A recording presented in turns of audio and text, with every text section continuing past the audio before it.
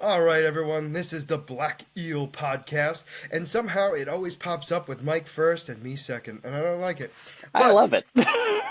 as we are here in our newest episode, we have a jam-packed, episode for you. So we're going to be talking about Star Wars, specifically season two of the Visions. Then we're going to be talking about Rebels season one because we just rewatched it. Once we're done there, we're going to transition over to DC and talk about Justice League War and what we thought of that because we're getting ready for Flashpoint, or I'm sorry, Flash the movie that's based off of Flashpoint. And then we will be moving on to Marvel, which the biggest thing of all is going to be Guardians of the Galaxy 3. And we will also be talking very briefly about my progress on watching the entire MCU. Although not as far as I would have liked, thanks to all the stuff we've had to watch these past couple of weeks. But let's get right into it. So, Mike, I'm not sorry.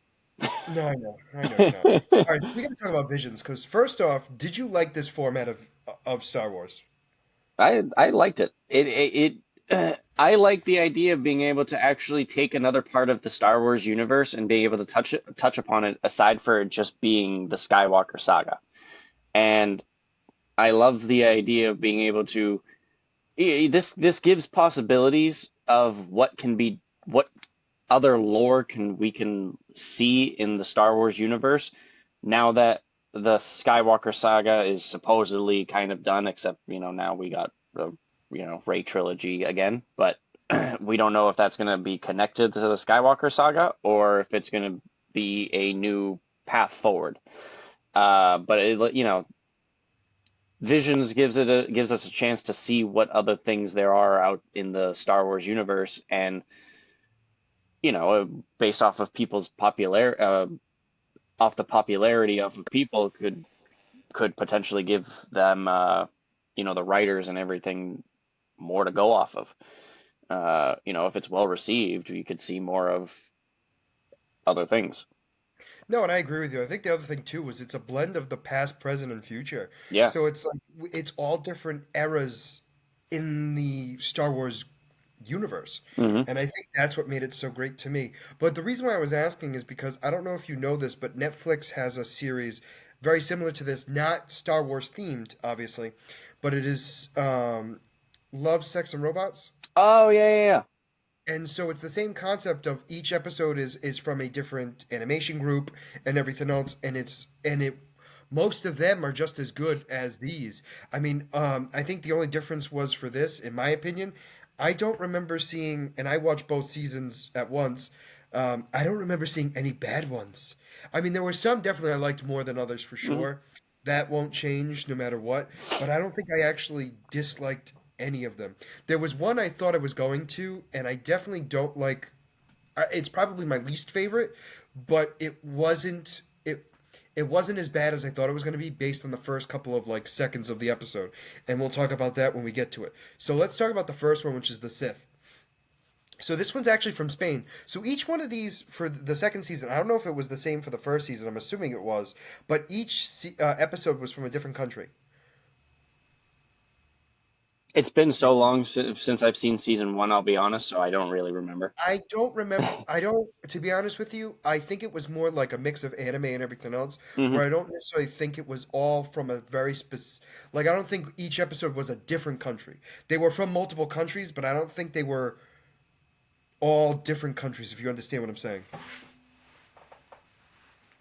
So No, anyway, no, I don't, but no, we'll no, go meaning with it. like, so no, no, like for season one, I think they might not have all been America, but they all weren't from different countries. There might have been a couple from the same country, I should say. Oh, okay, yeah, You yeah, understand what I'm saying? yeah. So yeah, that's more of what I'm getting at. Sorry. So the Sith one, which I actually didn't know was Spain, although it makes sense based on them talking. Um, that was the one where it was the painter, Yeah. Yep. which I thought was so cool. So this one, along with a couple of the others too, from the first season, but this one really brought over the fact of the possibility um, of the I'm sorry, of the idea that based on how you feel and how you are at that particular moment changes the color of your lightsaber. Yeah. Yep. Uh it went more in touch with like your personal. your personal emotions, which we got it along more along the lines of Jedi and Sith, and how they have to balance between their emotions, and it uh, really, it showed the balance. The Jedi have to really be in control of their emotions; they can't show emotions, whereas the Sith uh, you know, pure hatred and pure fear and all that other stuff. Whereas this episode kind of brought it together, where it's okay to have a little bit of both, and it's a little okay to play with your emotions. You can have your anger while also having you know, your Happiness. happiness. Yeah. Well, I think the other thing for me too was just the contrast between the dark side and the light, specifically with colors. I mean, I know it sounds stupid when I say it, but like obviously the dark side was dark, but like the light side was not just white; it was just colorful. And Hmm. I thought that's what kind of made it visually exciting, especially when she started using the Force in a way that she had not been used to, and using it not necessarily just the dark side, but the light as well. And when we got to see her orange lightsaber. Um, I thought that was kind of cool too. And Yeah. also too, she this one also had. I mean the red lightsaber, if I remember correctly, of hers was completely straight, and her orange one was slightly curved. Yes. Yeah, I Yeah, believe so. it wasn't like it looked it reminisced more like a very specific type of blade.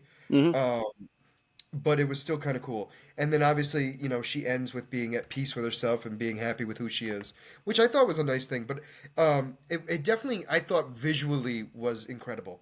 Yeah. Oh, it, I mean, you need that episode required the visuals to be on par, and Oh, it 100%. they didn't miss with that episode just because of how No. they really, like you said, the visual made that episode, and if they messed that up, it wouldn't have been as good as it was. Yeah. No, I agree with you. It was definitely great. Um, and then, so the next one was the Screecher's Reach, which was Ireland, which makes, now that I'm reading it, like where they're from, it makes so much more sense about the voice actors. Mm. Now this one, if do you remember this one? This one was actually really creepy. This was the one with going into the cave, and it was the Sith, or maybe not Sith, but I'm just gonna say it's We a Sith. assuming it was a Sith. Yeah, Yeah. the Sith was luring the people into the cave to kill them, and then the Sith from space came down, right? Yeah, so it was kind of, it sounded like it was more like a test. So what I kind of understood it as was that the particular being that Hmm. was in the cave was very similar to Palpatine in the sequel series. She looked already dead. Yeah, yeah, yeah, yeah. So, so then we had this I think it was a girl. I'm not 100% sure. But The they kid. went in the kid. Well, Yeah, okay. Yeah, there were four kids that walked in, but only yeah, one stayed to fight. yep, Um, and so when they were starting to fight, seeing the force and everything else, and realizing that they were powerful, and then killing. So I think for me, at least in this one, I thought they were going to go towards the light because of the pendant and everything else. Like everything yep, was about the light and everything. And then when they kill the witch, and then they leave, and it's a Sith Lord that comes. I'm assuming a Sith Lord. yep. I'm. We're just assuming. Hmm. They come down from space and they're like, "You're coming with me." It was a test. Well, what about my friends? Who cares about your friends? Yeah, And I was just like, oh, this was much darker than I realized. Like it was dark to begin with, but like I thought it was going to have like a happier ending. And yeah. I was like, oh, no, it's not what I thought. And also too, I don't know about you, but all of these made me really question that Siths aren't all that bad. Yeah, yeah. Like not at least not fully, or at least not to like the extent I was thinking of. Oh, because of the lore that we have in the movies, we're used to Vader, we're used to Palpatine, whereas, there are other versions of Sith where they're not as extreme. They just want power to protect the loved ones and all that other stuff, or they just want to be able to, live their life. And it's the really powerful ones that want to control everything. Um, it like I said, it really goes to show that these snippet of episodes can really dive more into the lore that we've never really seen before, and it's great. Agreed. No, no, 100% agreed. And then the third one is In the Stars, and that's actually from Chile. Makes So sense. that was the one with the two sisters, Yep, um, and we find out that they're their planet was ravaged by the Empire, and their entire species was killed except for the two of them. correct, and they use some sort of chemical that only can well, like paint that can only be seen in the stars, and they Hmm. can't see it with the pollution that the Empire is causing to their planet. And the only way they've been surviving has been going in to steal fresh water from their plants so they can survive for longer. Hmm. And if I remember correctly, that's the one where the little one thinks that obviously because mom had force powers, they have force powers. Yep. And that poor little girl tries her hardest and she has nothing. Nope. Although, well, Well, at the end, I think she did. there's the potential, but like for sure her sister definitely, Yep. without a doubt. The Because the older whole sister idea is, definitely did. yeah, I think she has like a little potential, and she needed her sister to help her. But she's obviously still a kid, so she doesn't have her full potential. correct. And then Um, but that I that that was a good episode. Um, that was I also I'm not a big fan of clay animation personally, oh, but this one was actually really good. Yeah, it's the stop action for me sometimes really throws me off. yeah. But this was actually not one I hated. In the sense of like it was just so well done where it really it looked it looked more like Coraline, and I don't know if you've ever seen that movie. It's a horror film that's Yeah, supposed to be no, for that one. kids, but it's really, really dark. No, I've Um, heard. I've not seen it, but I know of anyway, it. it's like it's where it's claymation, but like you wouldn't believe it. Almost like a Nightmare Before Christmas, like that kind of Oh, thing, where it's okay. like you reading it, you'll find out that it's claymation, but like some of the times it's tough to tell. Like they do such a good job, and this one was one. I also like the visual of the paint, and like once they defeat the Empire and well, defeat is a strong word, but like stop the pollution anyway temporarily. They Thwart can them. see, yeah, they can see the stars and actually see all the paint of all their predecessors with their handprints on the rock, which I thought was kind of sad, Yeah, but definitely still cool. Yeah, it was definitely a good one. I really think they heavily pushed how disruptive the Empire is to planets, but realistically, we've been seeing that on and off throughout the entire canon. So it's good. nothing super new. It's good to see that, like like you said, it's you're seeing the Empire push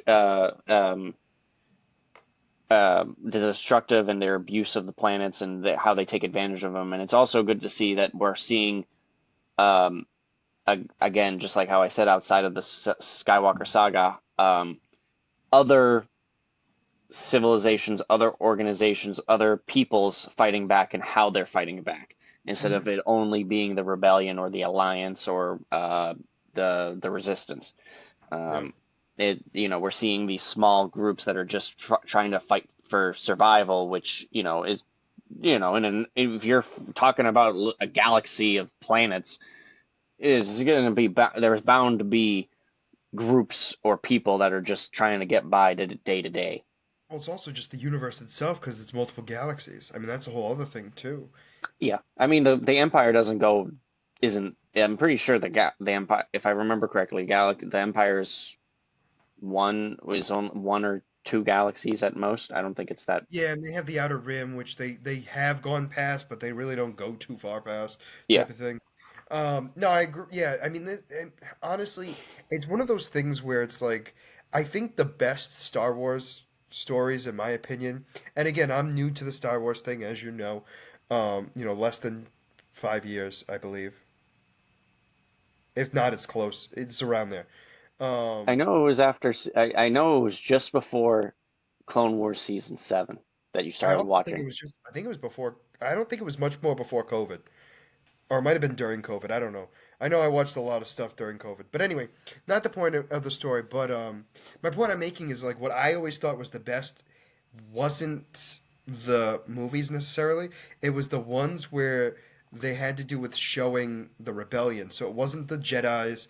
It wasn't like not to get me wrong. There are some Jedi stories I do like, but like the ones I loved the most were like Rogue One, Rebels. Hmm.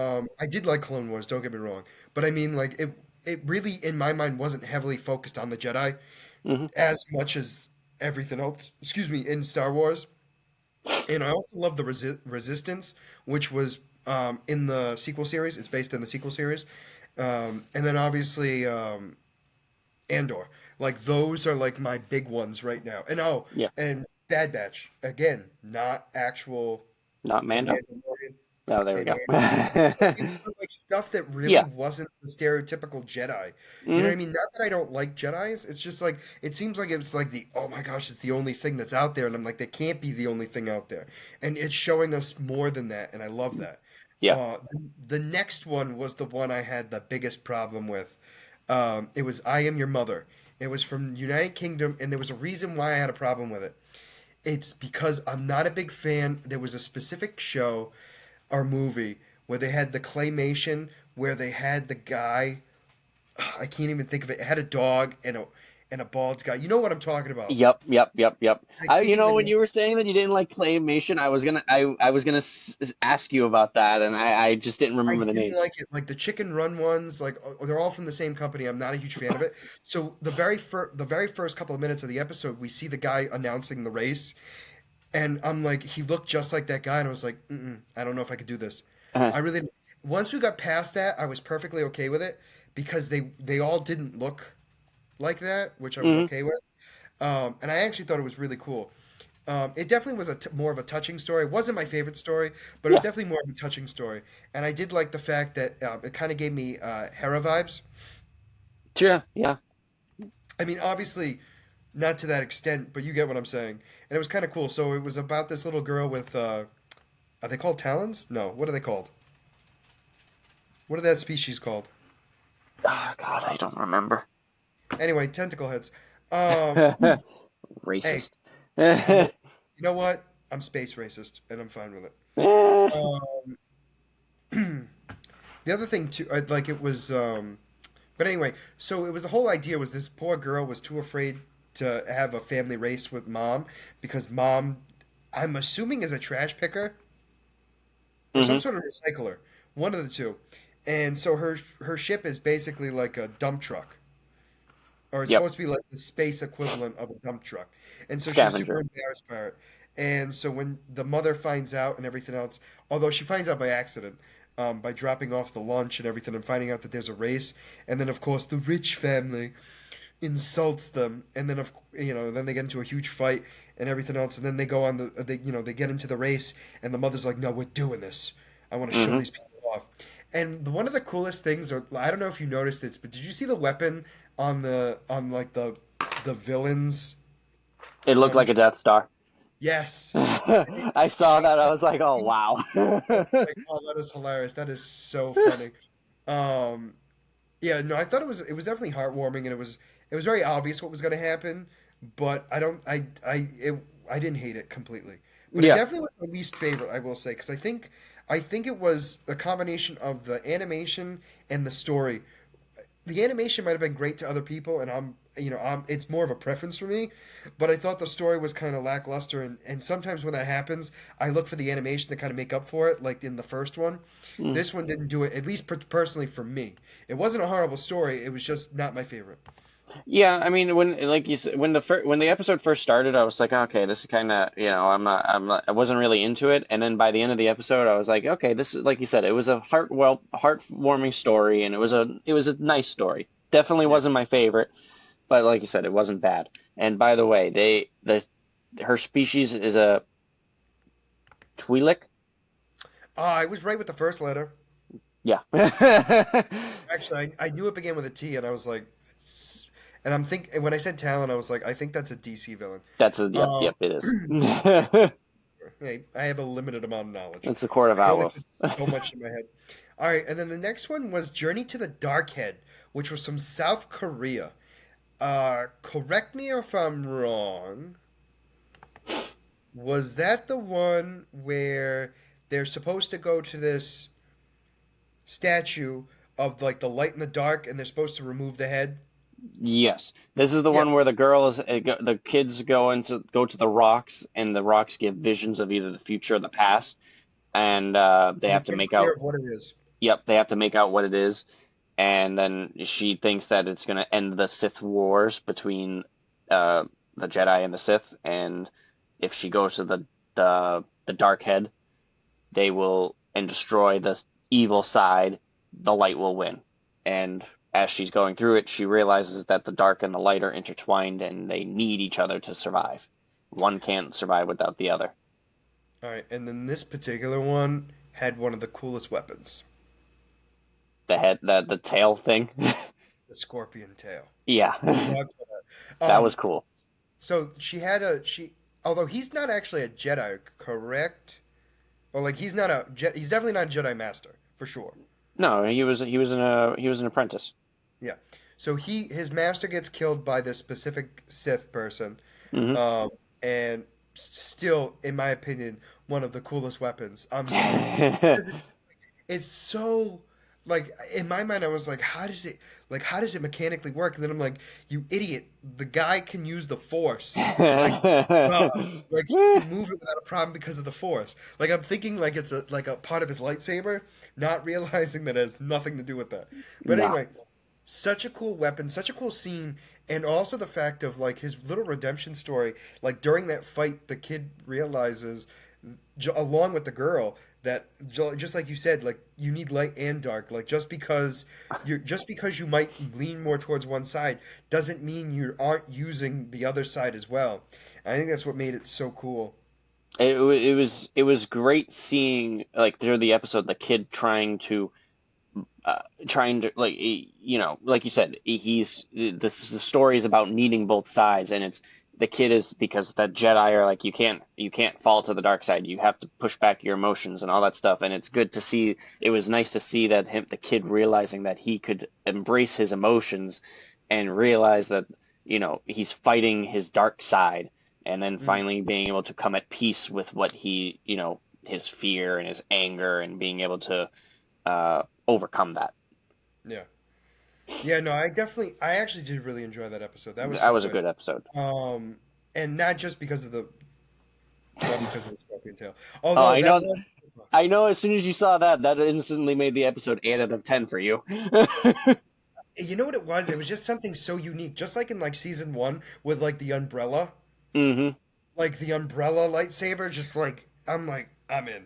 Like you know what I'm saying? Like it was like just the amount of uniqueness that has come out of this stuff has just been incredible. All right, and Absolutely. then the next one was the Spy Dancer, and this one was from France. I This is considered one of the best episode of the season overall by many people. It was a I really good episode. I thought it was phenomenal. Yeah. I mean, it was definitely messed up. It showed the Empire in a very, very messed up way. I mean, Yep. again, it's tough to like every time and I've said it like a million times in these episodes, like, oh my gosh, it showed how bad the Empire is. But like, They keep topping it. it's not even that. It's like it hits home more. I feel Yeah. like it's just more like like in my mind, like oh, they destroyed a planet. Who cares? You know what I mean? Like I know it sounds awful, but it's like all right, it waked it from existence. Like I didn't see each person burn to death. You know what I'm saying? They're finding ways to make it more personal. Yeah, they hit me right And in the like emotions.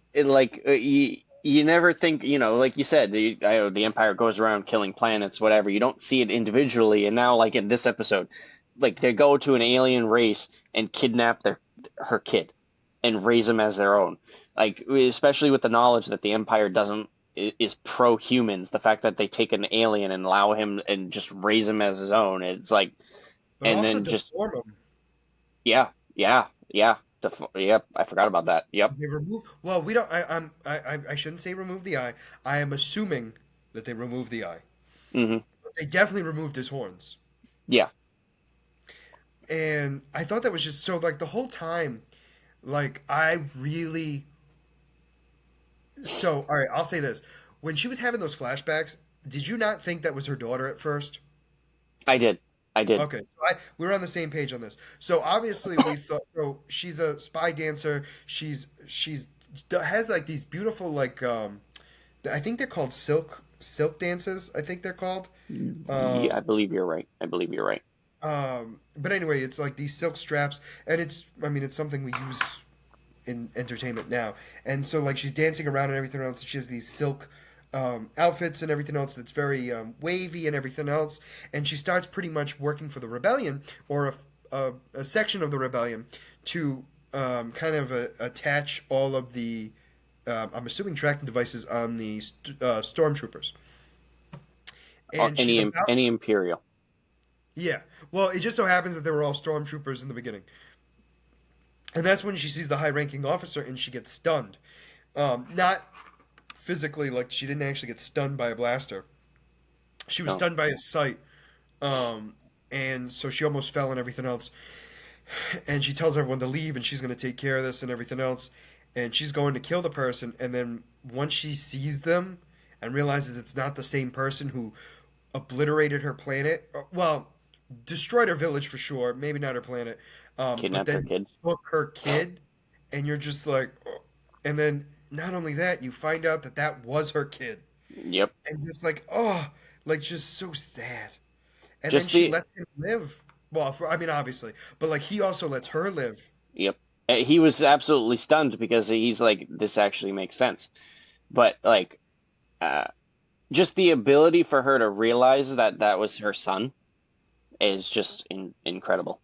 Well, Just well, it's the idea that has been gone around for eons, and this has happened in actual real life, where people who have had mixed like their birth, like their children have been mixed in the sense of like at birth, all of a sudden they got the wrong kid from the hospital, hmm and later down the road, like so this was a real story where a mother who had a daughter, the daughter died in a car accident or whatever, and years down the road she sees a child and she's like, oh, that's my kid, like that's my child, like they look just like my child, and they took a DNA test and found out that there was a mix up in the hospital, and that was actually her biological kid, and the family that the kid had thought it was their kid because she gave birth to a kid too, but it was given to that woman by mistake. And like the idea that the mother always can tell is just has been something that's been known for or like thought of for like eons. I And think I like remember that story actually. well, the whole thing was everyone thought this woman was crazy for Yeah. obvious reasons. hmm And it turned out that she was right, and like the hospital got into huge trouble, and everything else. Like doctors, there were a lot of people that got in trouble for it. But it's just the idea that that exists. It might not exist unnecessarily on like a like every mother can point out her kid without a problem type of thing Yeah.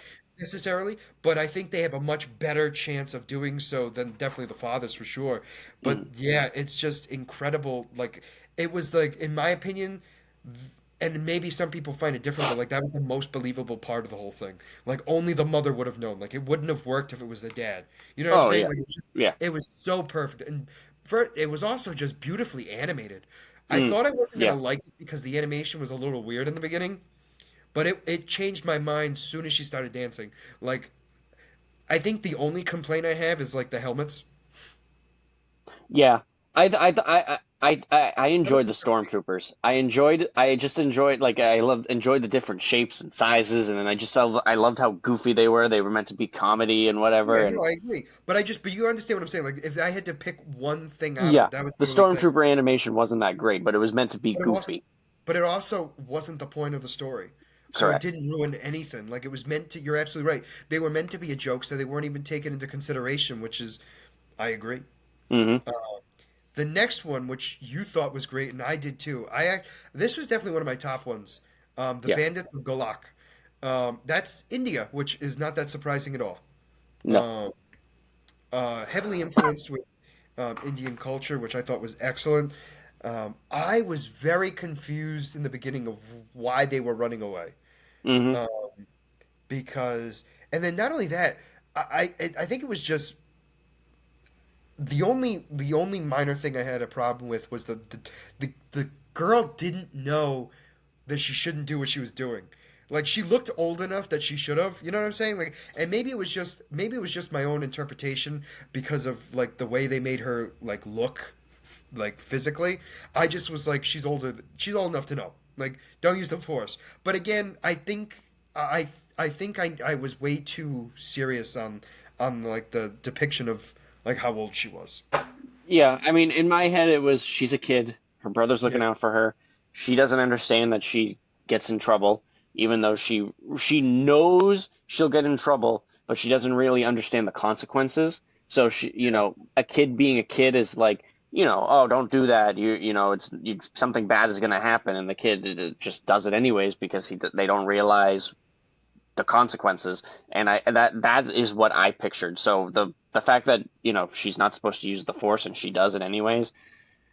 I mean, obviously, kid made a mistake, but yeah. it didn't affect me apparently as much as it did for you. Just because Well, no, I think it was even people make stupid mistakes up until no, like it's true. so Very true.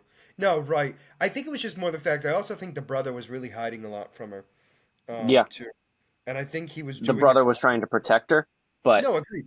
But I think it also backfired on him too, in the sense absolutely. of like he coddled her way too much that she doesn't fully understand her consequences. Hmm. And unfortunately, like there are big consequences. But I also was not prepared for that woman being a Jedi. Were you? No, no, I was not. I forgot. So when the trailer first came out, the lady with the cane is her turning it into the Oh, saber. I see. So I didn't watch it. So I didn't Yeah, watch the trailer. So I that didn't- was in the trailer. So I forgot about that until it literally happened, and I was like, "Oh, there she is." But at that point, it didn't ruin anything anyway, because that's the point. You find out she's a Jedi anyway. Exactly. So yeah, no, I didn't. Well, I'm glad I didn't see the trailer then, because that would have been a huge that would have been a huge twist that would have been ruined. Yeah. Um, and for me anyway. And the fight was great. I also liked how she used the Force like a child in the beginning to kind of make it so it's like it's not the kid, Mm-hmm. or Mm-hmm. like, or maybe even, or at the very least make him focus on the kid more, so that way she can be prepared or get everyone out of there. Either way, such a great episode. I also wasn't surprised that the kid was gonna have to be taken away. Yeah. No offense. One thing that irritates me about Star Wars in general, specifically about the Force users, is like they're always removed from their families. Yeah. Yeah. Like that's like the one thing that's common, and like whether they're killed or they still exist, they're separated. Like no, That no. You, that's the flaw with the Jedi always. They got to take them away from their families, and that's yeah. but I wonder. So here's my thing. You know how they talk about detachment and how you're not supposed to have connections. Yep. I'm wondering if part of the reason why they do it is to protect their family. And so it turned into like the original reason why they did it was because they didn't want their families to be hurt because force users are attacked more often than most, than any other species or creature in general. So I'm wondering if that just be over the millennia that just became part of their law. Like you can't have attachments, but they forgot the reason why. You know what I'm saying? Like the reason had to do more for protecting their family than actually for them to be able to use the force properly. Well, so the I mean that could possibly be a case. I'm not discrediting that because that could very well be, it's a valid reason. But I mean it's more along the lines of where your loyalty will stand because if if you're a Jedi and you know your family is in danger, are Hmm. you going to go protect your family or are you going to stay on guard and protect the universe? That's going to be the tear inside of you. Where does your loyalty stand? Are you going to be a loyal soldier or are you going to be loyal to your family? So if you take away the family aspect, there's no one to go back to. That was one of the things in episode 2 of Star Wars, the movies, where, Anakin was having visions of his mother being tortured. His loyalty was it to stay in the Jedi Order or to go save his mom? He chose to go save his mom, saw his mom get killed. He slaughtered the Sand People. You know, Yeah, that was that's part of why the he doesn't. reason. That was That's why part he of the doesn't reason understand. why he's too old to train because he had an attachments to his family. Yeah. Um. Yeah. No, I don't know. I mean, I agree. First off, I agree with you. I do agree with you. I'm just stating like I think like there's so much that can be explored Like, because realistically, Oh it could. yeah. We both could. I mean, obviously, you're right in the sense of like, obviously that's the way they think of it now. But like, I also could be right as well. Like, the Absolutely. beginnings of the Jedi were just like so far like before Yoda existed. For goodness sakes, you know what I'm saying? So Hmm. at minimum a millennia ago. And just the idea of that is just incredible to me. And just I love seeing that kind of stuff. The next one is called The Pit, and I don't remember this one. This is from Japan. This is the one where the Empire kidnaps a village, makes them dig a giant hole Oh to mine kyber yeah, crystals. That was a messed up episode. that that was. All right, so I'll say this. The reason why it confuses me, or I didn't register it, is because it says it's from Japan, and I wouldn't have guessed Japan. Animation wise, it makes sense. Animation wise, it makes sense. But the Mm, depiction of the characters is what threw me off. Um, that being said, yeah, I do remember this one. So this one was the one where they made him dig a pit for kyber crystals, and yep, then they just they kept him in left the him. pit, Yep, they and left they him. just kept him there. And then this one kid who potentially uses the force potentially. Um, I say potentially because he definitely doesn't use it in a regular way. He uses it more like for the physical attributes of it because Yep. he climbed that pit way too easily. Makes it to the city, tells everyone that there's people in a pit that made like got all the kyber crystals that powers the city, and nobody believes him. And then he was dragged away and thrown into the pit where he died, and then all these people just started praying. Now, granted, they chanted, but it felt to me more like praying, Yeah. and like follow the light, and every single person from the city comes down and sees what was happening, and they got them all out. Hmm. That was just It had a happy ending, but but just like the sad. entire episode was just so depressing. I was not expecting the kid to actually die. I I would have rather emotionally that the kid lived, but they all got stuck in the pit forever. Yeah, actually, like Because the fact that we just see him like I mean, granted, we don't see the actual act, but like you know what happens if we see his dead body, and it's yeah. just like, ooh, like he was the only one that believed he could escape, and he did, and then he gets thrown into the pit back, and like everything was ruined, and it was just sad. The older guy in the pit was like, you don't know what you're doing. If you get out, there's going to be consequences, and there were. And the one guy kid that had faith, it he accomplished what he wanted to do, but he had to pay the price. He had to pay the consequences. I think the only thing that, and just based on like forethought, meaning like after the fact, like during it, it was just an emotional thing where I just didn't care. Not that I didn't care, but like I really didn't focus too much on it. But like you would think that most of the time, when you see that person who has the most hope got exactly what everyone else was saying why it wasn't going to work happen, that they would lose hope, and the opposite happened. And I don't Mm, know if it was because they just wanted to like. I questioned it more being about them like supporting him in like the sense of they're stuck there anyway. Let's at least keep his spirit alive, type of thing. And it worked out that the hope happened just without him, which is hmm. sad. Yeah, that was a really sad episode. I really wished I forgot it, and now I remember it. And then the next one is, and I'm going to be pronouncing this one wrong, and I do apologize. Au's song. I would say the same thing. So, This one was South Africa. oh, okay. Yeah, some of these countries threw me off for a loop, but I actually liked this episode. It was kind of cute. Yeah. Um, I, I, I was very confused at the beginning about what the singing was doing until the end. I mean, obviously, I Yeah. think that was kind of the point, but like it made it seem like it was destructive, but in Hmm. actuality, it was purifying the kyber crystals. Yeah. But because she never finished the song, it blew up in their face, quite literally. I assumed that was her father. Uh, I am assuming as well. I'm under the assumption. Yeah, I mean, he was always constantly telling her to stop because, like, it showed, like you said, it showed destruction when he was holding the kyber crystal and she started singing. He made her stop, and then the cut on his hand, so made it seem like it was destructive, and then it ended up just needed. He wouldn't let her finish, so he couldn't heal. Uh, Correct. but the fact that she was literally able to purify an entire planet basically of kyber crystals, I was gonna say at the very minimum a mountain. yeah.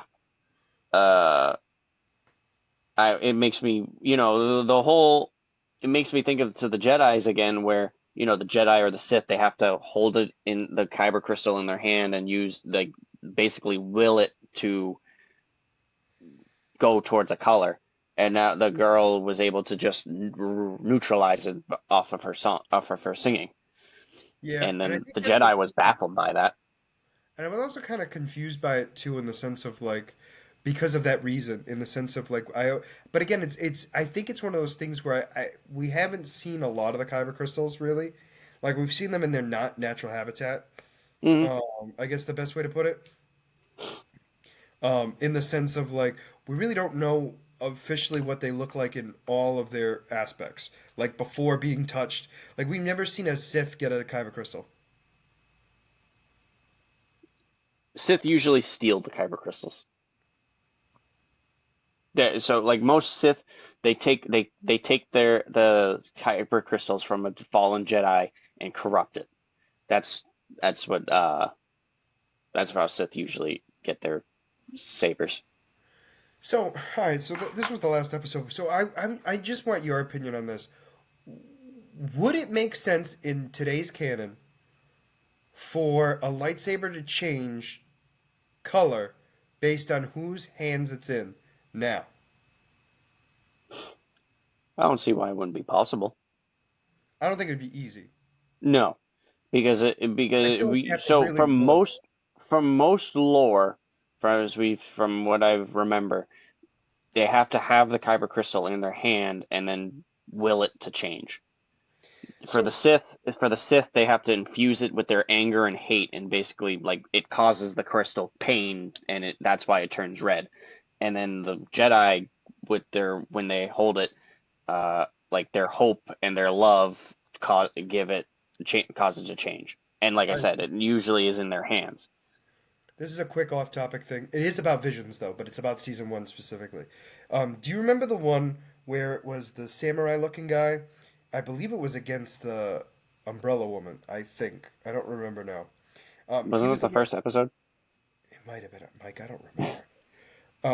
Anyway, so we find out that he's a Jedi, or he's a Force user, but we assume he's a Jedi. And when he pulls out his lightsaber, it's actually red. And Yeah, yep, yeah, yep. and then That's the first episode, I believe. so when he defeats the Sith person, um, they're all surprised, like does that make you a? And then he has all these like red kyber crystals in his little like toga looking thing. So what about it?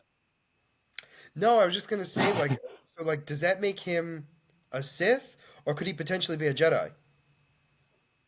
I think he's just someone like I don't think he's either. I think he just goes after people who are powerful, and I think I believe if I remember correctly, he says what he is.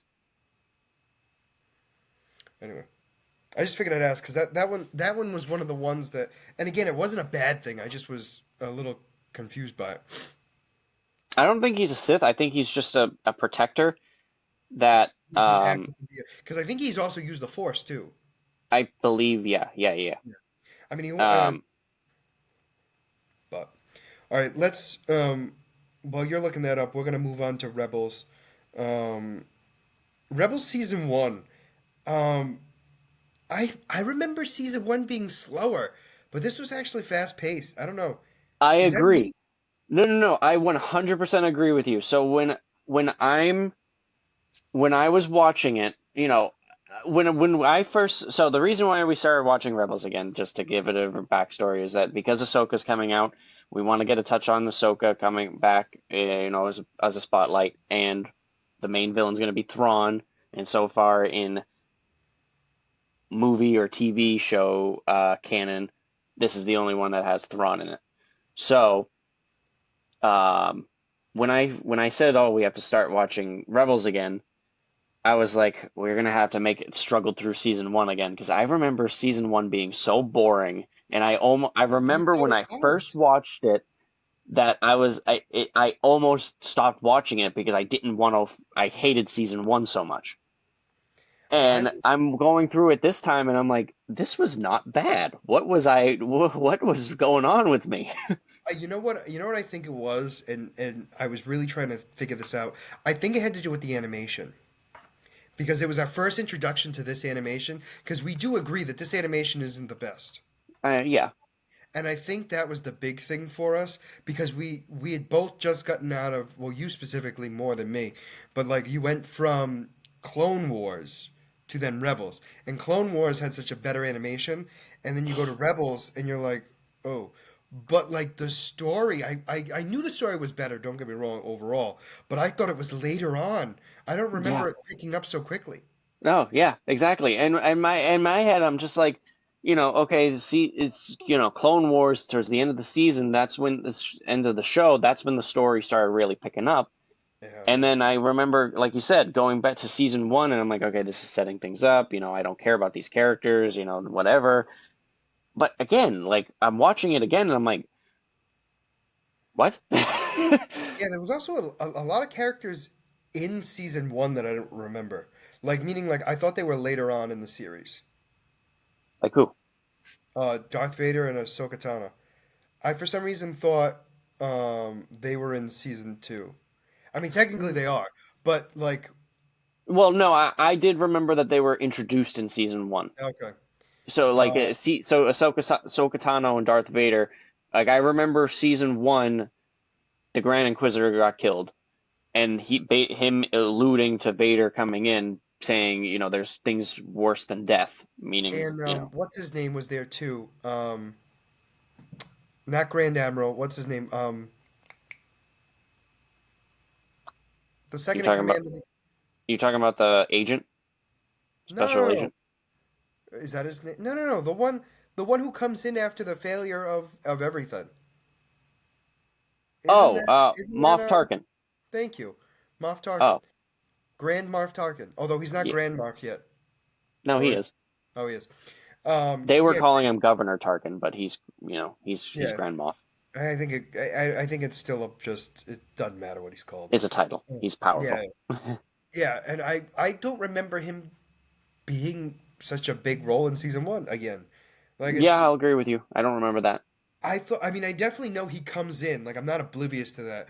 But like Hmm. I think I don't know what I didn't like about season one when I first watched it. I really don't because it was really good. I think maybe if anything it might have been the dynamic of the characters in the beginning where like Ezra was kind of a pain in the butt. But like he wasn't as bad as I remember. I don't know. No, yeah. I mean, even though he was bad, like it makes sense. Yeah. Like, he's a abandoned kid. Not abandoned, but a Well, he's an lone orphan. kid. He's an Yeah, orphan. an orphan kid getting shoved into this new life that he didn't want to be in, and he's struggling to understand it and get into it.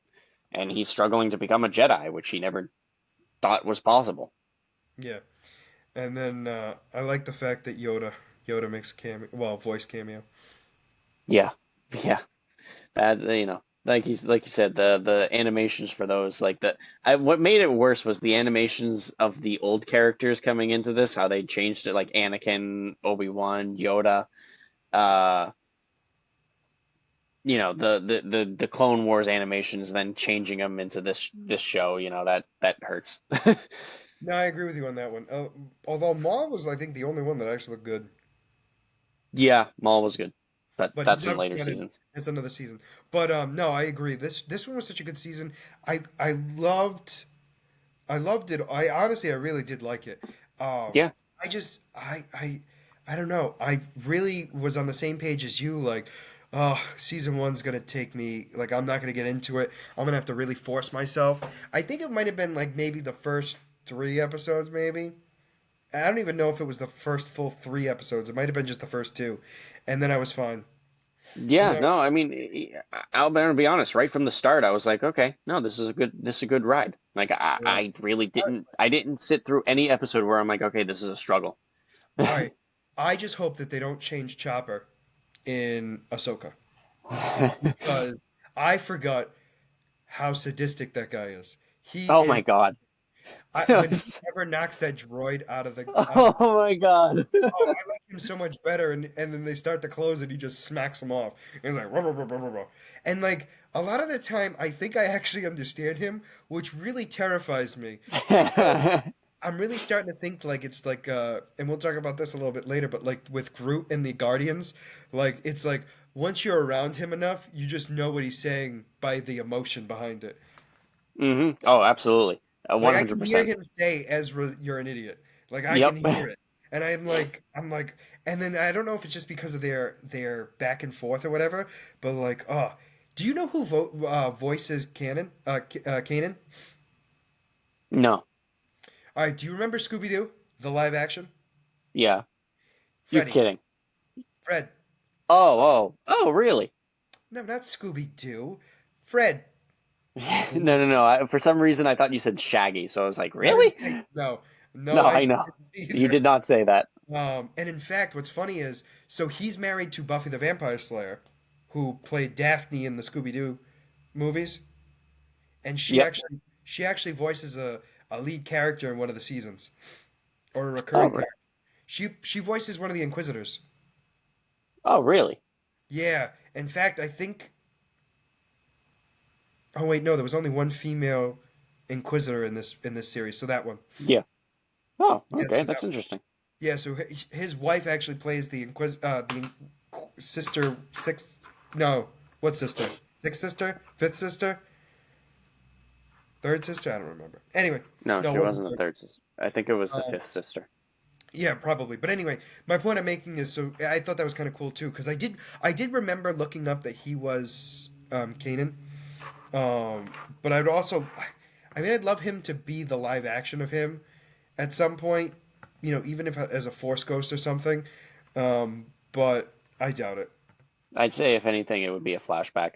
But uh, I actually saw. I didn't realize it was him, but there was an interview done about him not appearing in live action, and he said that he actually does hopes that Kanan never appears in live action because he doesn't want the character to be ruined. He thinks that if the character is overdone, because the story was so good in Rebels, that if the character is overdone, it'll ruin what they had done in Rebels. I mean, I agree. I mean, I'm That's not the just. problem. That's the problem that they have right now going on with Star Wars is that they don't know how to keep characters dead. That if they keep bringing them back, when is it going to be enough that it's going to just ruin the character and the story that they've established? All right, quickly, we're gonna talk about this one last thing, and then we're gonna move on. Okay. Did you hear about the interview with Mark Hamill talking about the Luke Skywalker in the sequel series No. on how he disagreed with the way they treated Luke, and he voiced his opinion, and he got outvoted, and he goes, so when he was doing it, he basically, so he was telling whoever was interviewing him, he was like, yeah, in my mind it wasn't the Luke Skywalker I knew because the Oh Luke yeah. Skywalker would never have given up. He goes, Yep. he would have, don't get me wrong, he would have fallen, and he would have fallen a lot, but he would have picked himself back up. He wouldn't have just given up. So he actually, I think it's so weird, but I think it's because it's well after the sequel series now. I mean, that he's just voicing his opinion that he was Hmm. not a big fan. No, yeah, I have heard that. I thought you meant it was a recent interview, but yes, no, No, no, I have I heard don't know that. when it came. I just recently saw it, I should say. All right. So, Mike, we're going to be moving on to DC. So, we're going to snap. All right, here we are.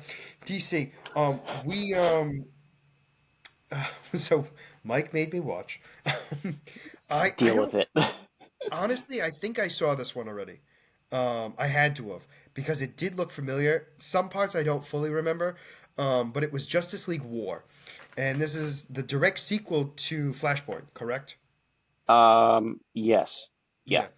And so the main characters are the Flash, Green Lantern, Batman, Wonder Woman, Superman, and the Shazam, and the newly formed Cyborg, all up against none other than Darkseid. And so this one was really creepy for me because what Darkseid was doing to begin with, he was taking organic material, people, Yep. organic people, because people aren't organic apparently. He was taking people because they had organic material and How many changing. times are you going to say organic? I'm gonna say it because it's funny to me. And then he like manipulates it and turns them into these creatures, and it's just sad. And so he tries to do it discreetly on the planet first, apparently, and he wasn't. Apparently, his creatures weren't that discreet. And that's when all these superheroes are fighting him individually and fighting the creatures, not Darkseid, because Darkseid technically doesn't exist yet. In the sense of like definitely not on planet. They don't know who the master is. And come to find out, all this is going on, and the way they manipulate the organic material is actually how Cyborg was created. Yep. Yeah, it was kind of, I don't know. How did you feel about the Cyborg creation in this one? I mean, I know a lot of cyborg iterations comes with They're him all fusing different. with them. A good portion of them involve him fusing with the mother box, Yeah. which makes him more powerful. But I mean, I think it added a little bit more character to me just because it his his rift with his father and his father not knowing what to do and trying to do something to save him, and it Yeah. ended up turning him into one of his experiments. Um, Yeah, I think the other thing, I don't know, I think this was just my thing in the sense of like, I was half expecting it to blow up, and it did technically. And so, like, it did cause him severe damage. But I don't know. I think there was a piece I was missing in it. I think for me, the movie overall was really good. I mhm. think the voice acting for me bothered me. I agree. The voice acting I think, wasn't that great. yeah, it's because all like the characters in my mind, how they sound, none of them sounded how I expected them to. Like Batman, I think the Flash was the only one that sounded correct in my head. Yep. So 'Cause- the issue with me right now at the moment when I was watching this is because it is especially Shazam. I hated Shazam's voice, but Wonder Woman. I didn't mind Wonder Woman as much as Shazam's voice bothered me. Oh, yeah, that's fair. I don't know. I think Shazam didn't bother me too much. Comparatively to, so like for me it was Batman, then Wonder Woman, and then it was like Green Lantern. I don't know, there was something about it. Maybe it was his attitude. I don't know, but there was something about him that just rubbed me the wrong way. So the thing is that like during each movie they like throughout the animation movies they've like played with the voice actors. So like I was used to the later voice actors that they were using, so going back and watching this and having not the voice actors that I was used to bothered me. I agree. Batman, as much as it upsets me that it wasn't his usual voice actor, I have become accustomed to this voice actor, Okay. and I actually do not mind him as much as I used to when I first started hearing him. Yeah, fair enough. I think for me it was a culture shock for me because I'm so used to Exactly, very specific Batman.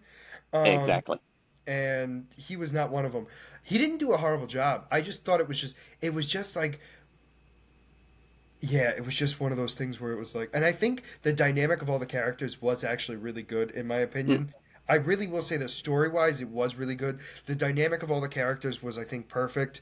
Um, I still love the fact where the little interaction at the end where Hal Jordan and Batman have that talk, and he's like, "Did they tell you?" No, Victor sent me the video. oh yeah. And he's like, "Are you kidding?" And just my personal favorite too is just like the pretty much just smacking Green Lantern down is like Oh the yeah. Flash is around and all of a sudden like, yeah, it's Batman. He's kind of a jerk, and all of a sudden he's like, "Flash, I like what your work in Central City," and he's just like what I the I I thought this movie had such a good flow of a serious tone and made jokes like you kind of like what you were getting at. Just like it wasn't just like stupid humor that was throwing in. It like it fit in the moment. You know what it was? I think if anything, and it has to come down to, so it's this is always an argument in a lot of shows. Like, is it the writing or is it the actors? And I think it's a combination of the two, where the writers allow leeway for the characters to kind of interact in a very specific way. So like the writers kind of show the dynamics, Hmm. like really like hone in on the dynamics of the characters, in my opinion. But then the actors really make it their own. And I think what makes it organic, especially in this one, were the slight digs in between each other were Hmm. just incredible. And like every little thing didn't feel like it was a joke to be a joke. It felt like it was just like the world is ending, but like you're being an idiot. Why are you being an idiot? And Yeah. like one of the I'm trying to think of a very specific moment, like um oh, like when they're talking about their big plan, and all of a sudden he's like his blast come from his eyes, and she's like, then let's stab Yeah. him in the eyes, and he's like, well, I didn't mean literally, but like if that's the plan, like we need to plan, and then they run, and he's like, all right, I guess that's the plan, and Yep. he's like stuff like that, like it wasn't in the moment, it wasn't meant to be funny. Like to them, it wasn't meant to be funny, but like to an outsider, it was hilarious. Yep. Yep. And I think that's what made it so great. And then I really thought they were going to kill Superman for some reason. So I thought, because I knew we were going to be watching Death of Superman, so I was like, does Superman actually die? Like we just is he dead? Because there were certain parts I didn't remember. And I also like how they show how powerful Darkseid is, where they showed everyone having to attack him. Hmm. Um, what did you think of Superman's story in this? Like his willingness to kill and just the story overall. So I don't think they went into enough of his backstory to know for sure on like why he was like that. So I can't get mad about it. I don't Hmm. think it like because when we saw him bash people, it was people who could actually take a hit. I know it sounds awful when I say that, but like he wasn't killing humans.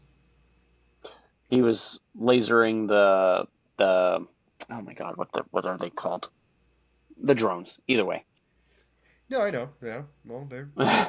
I mean, again, I don't. I mean, even Batman was killing them.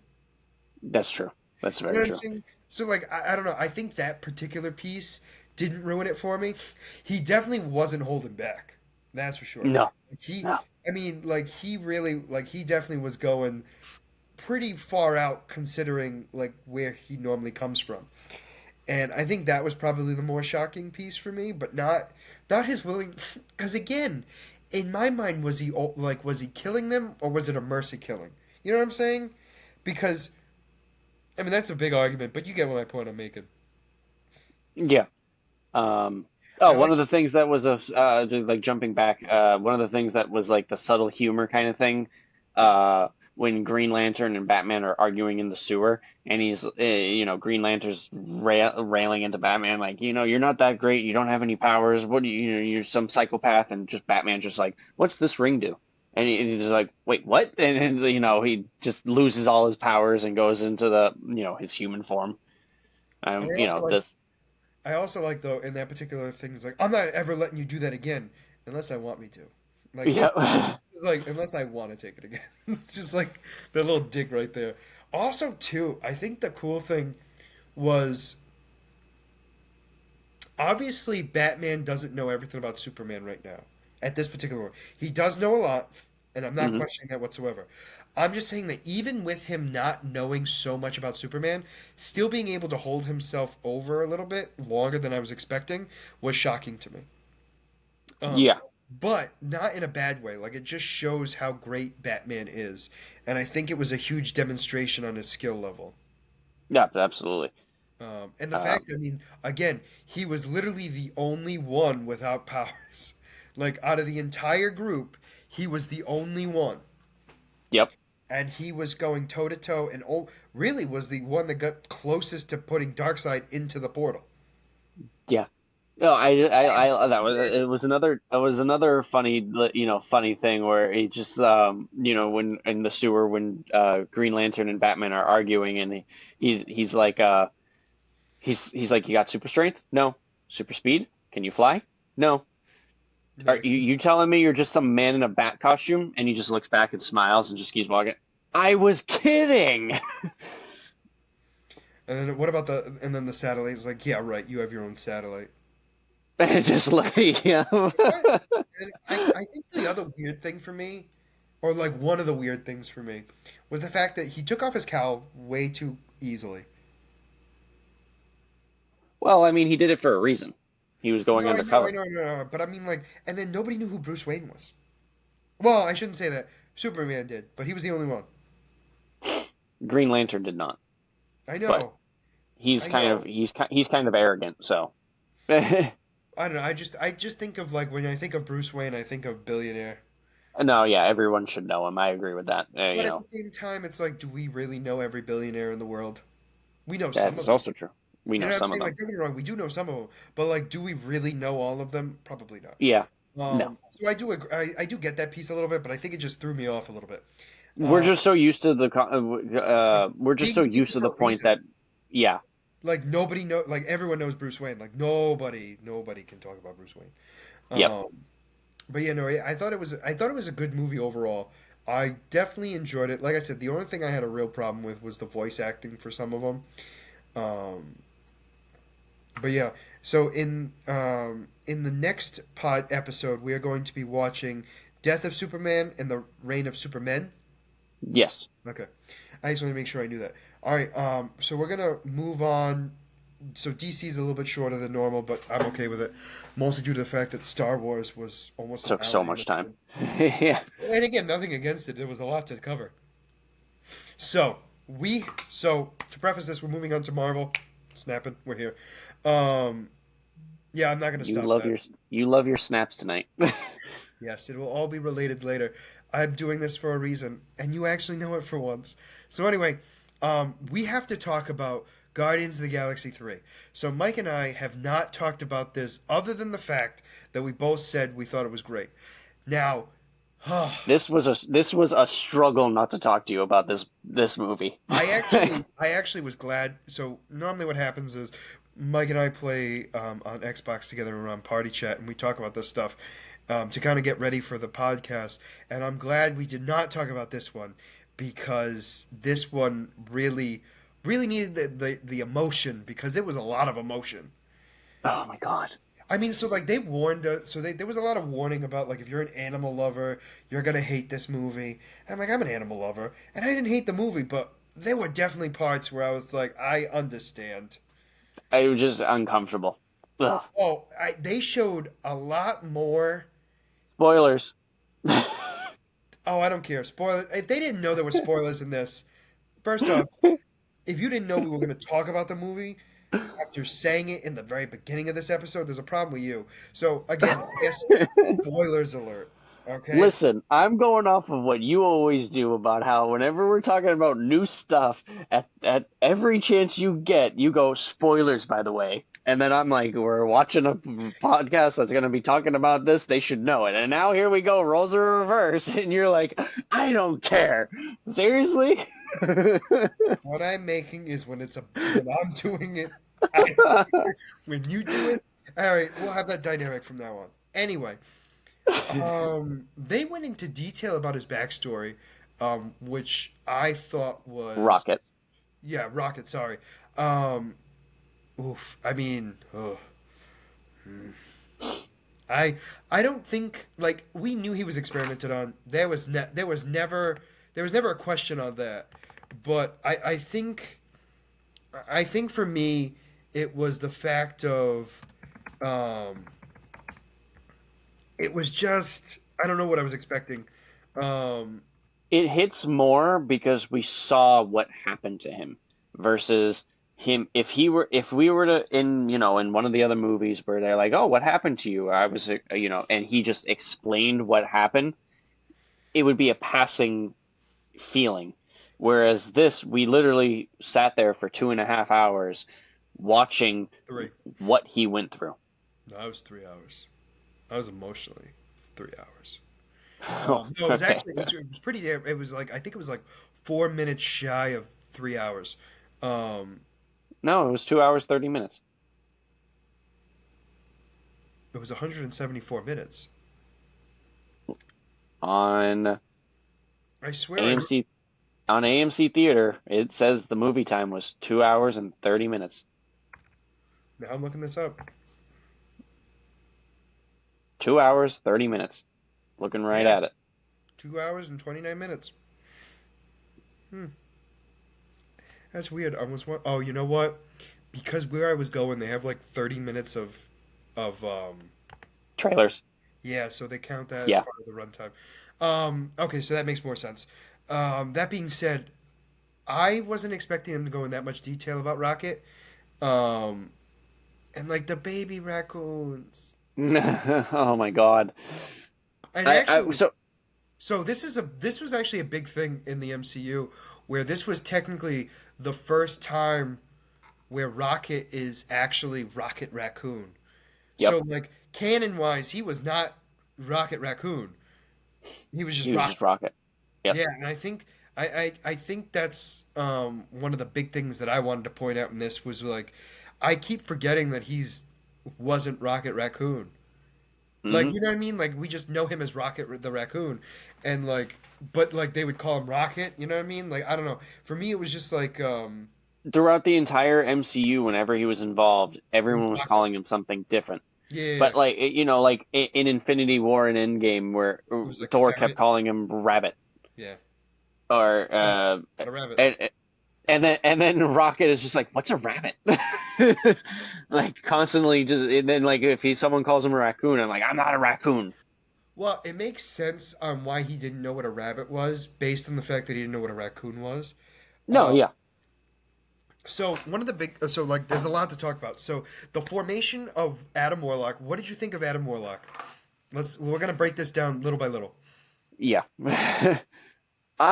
So I was a little disappointed with how they used him at first, but because of how powerful I know that he is, but at the same time, like you said, so I know we talked about it a little bit before when I think we might have talked about it in the last podcast about how, the way they were showing him, he's just born, so it makes sense. I wanted more out of Adam Warlock, but at the same time, I'm very okay with it because we can get more of him in the MCU and see him grow and mature and become as powerful as he can be. Um, I think his scenes definitely worked in the movie that they had him in. Uh, he was, he's literally a kid in an adult body. He goes around punching things, acting like a tough guy, and then at the end of the day, he just gets bossed around and bullied around and whatever, put in his My place kind of mother thing. and his creator. Yep. you I know, think for me is I agree with you. I was expecting him in this. So because the High Evolutionary already existed and Counter Earth in our minds already existed, in the comics, Adam Warlock was created around I think before Counter Earth existed technically. yeah. In the Adam Warlock was very well established in the comics. He's correct. already at this So at this time he would be yeah. very powerful. So this that threw me off a little bit. But the moment we see the way he acts, I realized, oh no, he just came out of the and like even the mother's like, you let him out of the evolution chamber too soon. Look at him. Hmm. He's a buffoon. He's like, what? What's a buffoon? Um, I, I I I don't know if you noticed this in the movie. They only called him the Warlock. They no no never no called I him 100 Adam. no I 100% did, and there's a reason for it. So actually, if you watch my character spotlight on my channel, um, you know, I did one on Adam Warlock, and originally he actually wasn't even given a name; he was just called him. Oh, that I did not know. So the very first rendition of him was him, and then he was beaten to near death by Thor, um, and was put back into the healing chamber. And when he was brought back to life, he was then called Warlock by the High Evolutionary, which happens in this movie. So that stays the same. What changes is when he teams up with a bunch of people, they all have two names. So like now he's on a team that like for the most part has like although this team doesn't really have it, but like the team he had on Counter Earth, they all had like two names, like a first name, last name. And so Mhm. they actually gave him the name Adam in front of it. So like so that way he would have two names, so it was Adam Warlock. So Oh, for a okay. while he was just Warlock. The powerful being of, of their species or whatever. Yep. Um, so I did like him, and I'm glad that he's part of the Guardians because he actually was one of the founding members of the Guardians of the Galaxy, and was in love. Well, love is a strong word. Gamora loved him. Oh. Hmm. Oh, interesting. Okay. Hmm. All right. Easy there. So actually, what was hilarious is in the comics they like.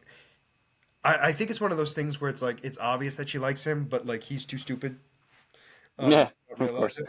The other thing too that I like that they did was they put the gem on his head, and in the comics it's supposed to be the Soul Stone, and Oh, really? yeah, so in the comics he's actually infused with the Soul Stone, Oh, and no, I did know that.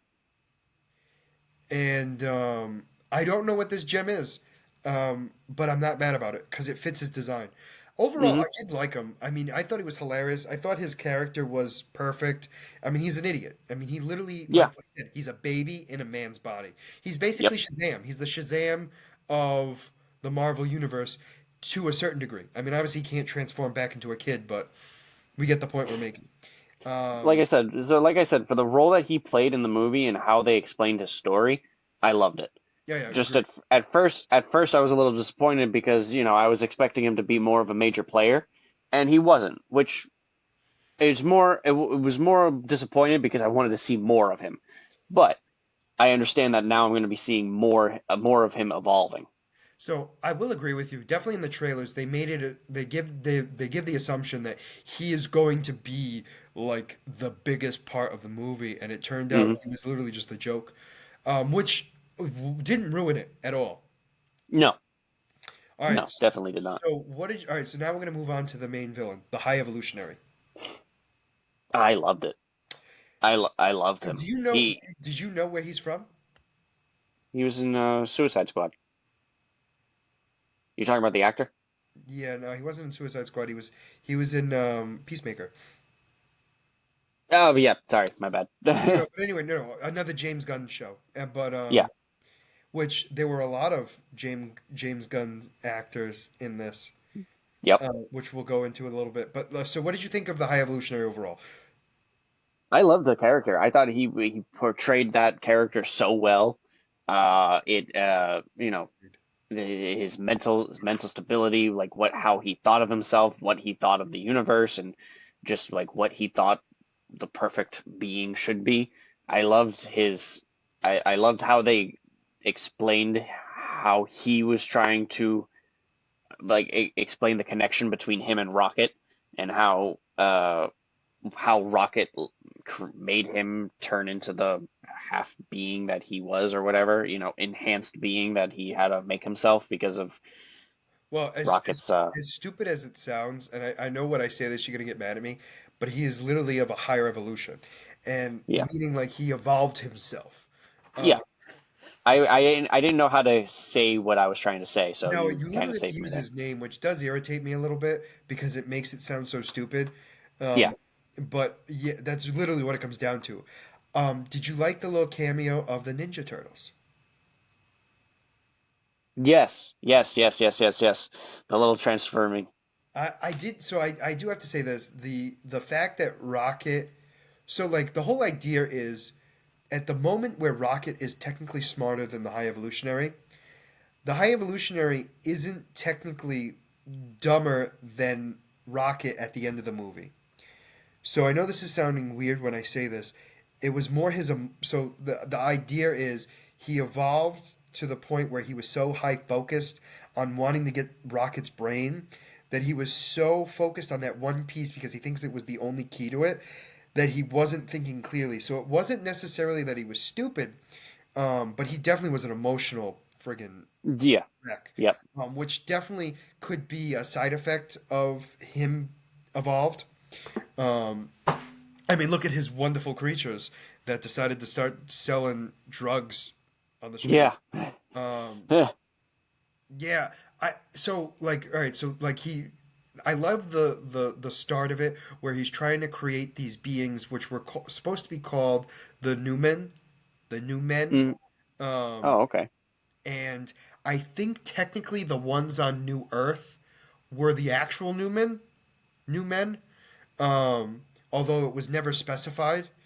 Um, You talking about Counter Earth, right? Counter Earth, correct? Did I say regular Earth? I apologize. You said New Earth. You said New Oh, Earth. So, sorry. Counter Earth. So Counter Earth was created, obviously, supposed to be a utopia. I mean, that was explained in the movie. Um, it was supposed to be like this utopia where there was no issues or anything like that. The problem was actually so in the movie they don't go with the what the reason for the corruption was. In the comics, it was a very specific being that caused the corruption. They were called Man Beast. Very unique name. It's exactly how it sounds. Um, I actually thought that he appeared in the movie, but he didn't apparently. Because I tried looking that up because a lot of the creatures that like looked like a combination of a bunch of stuff.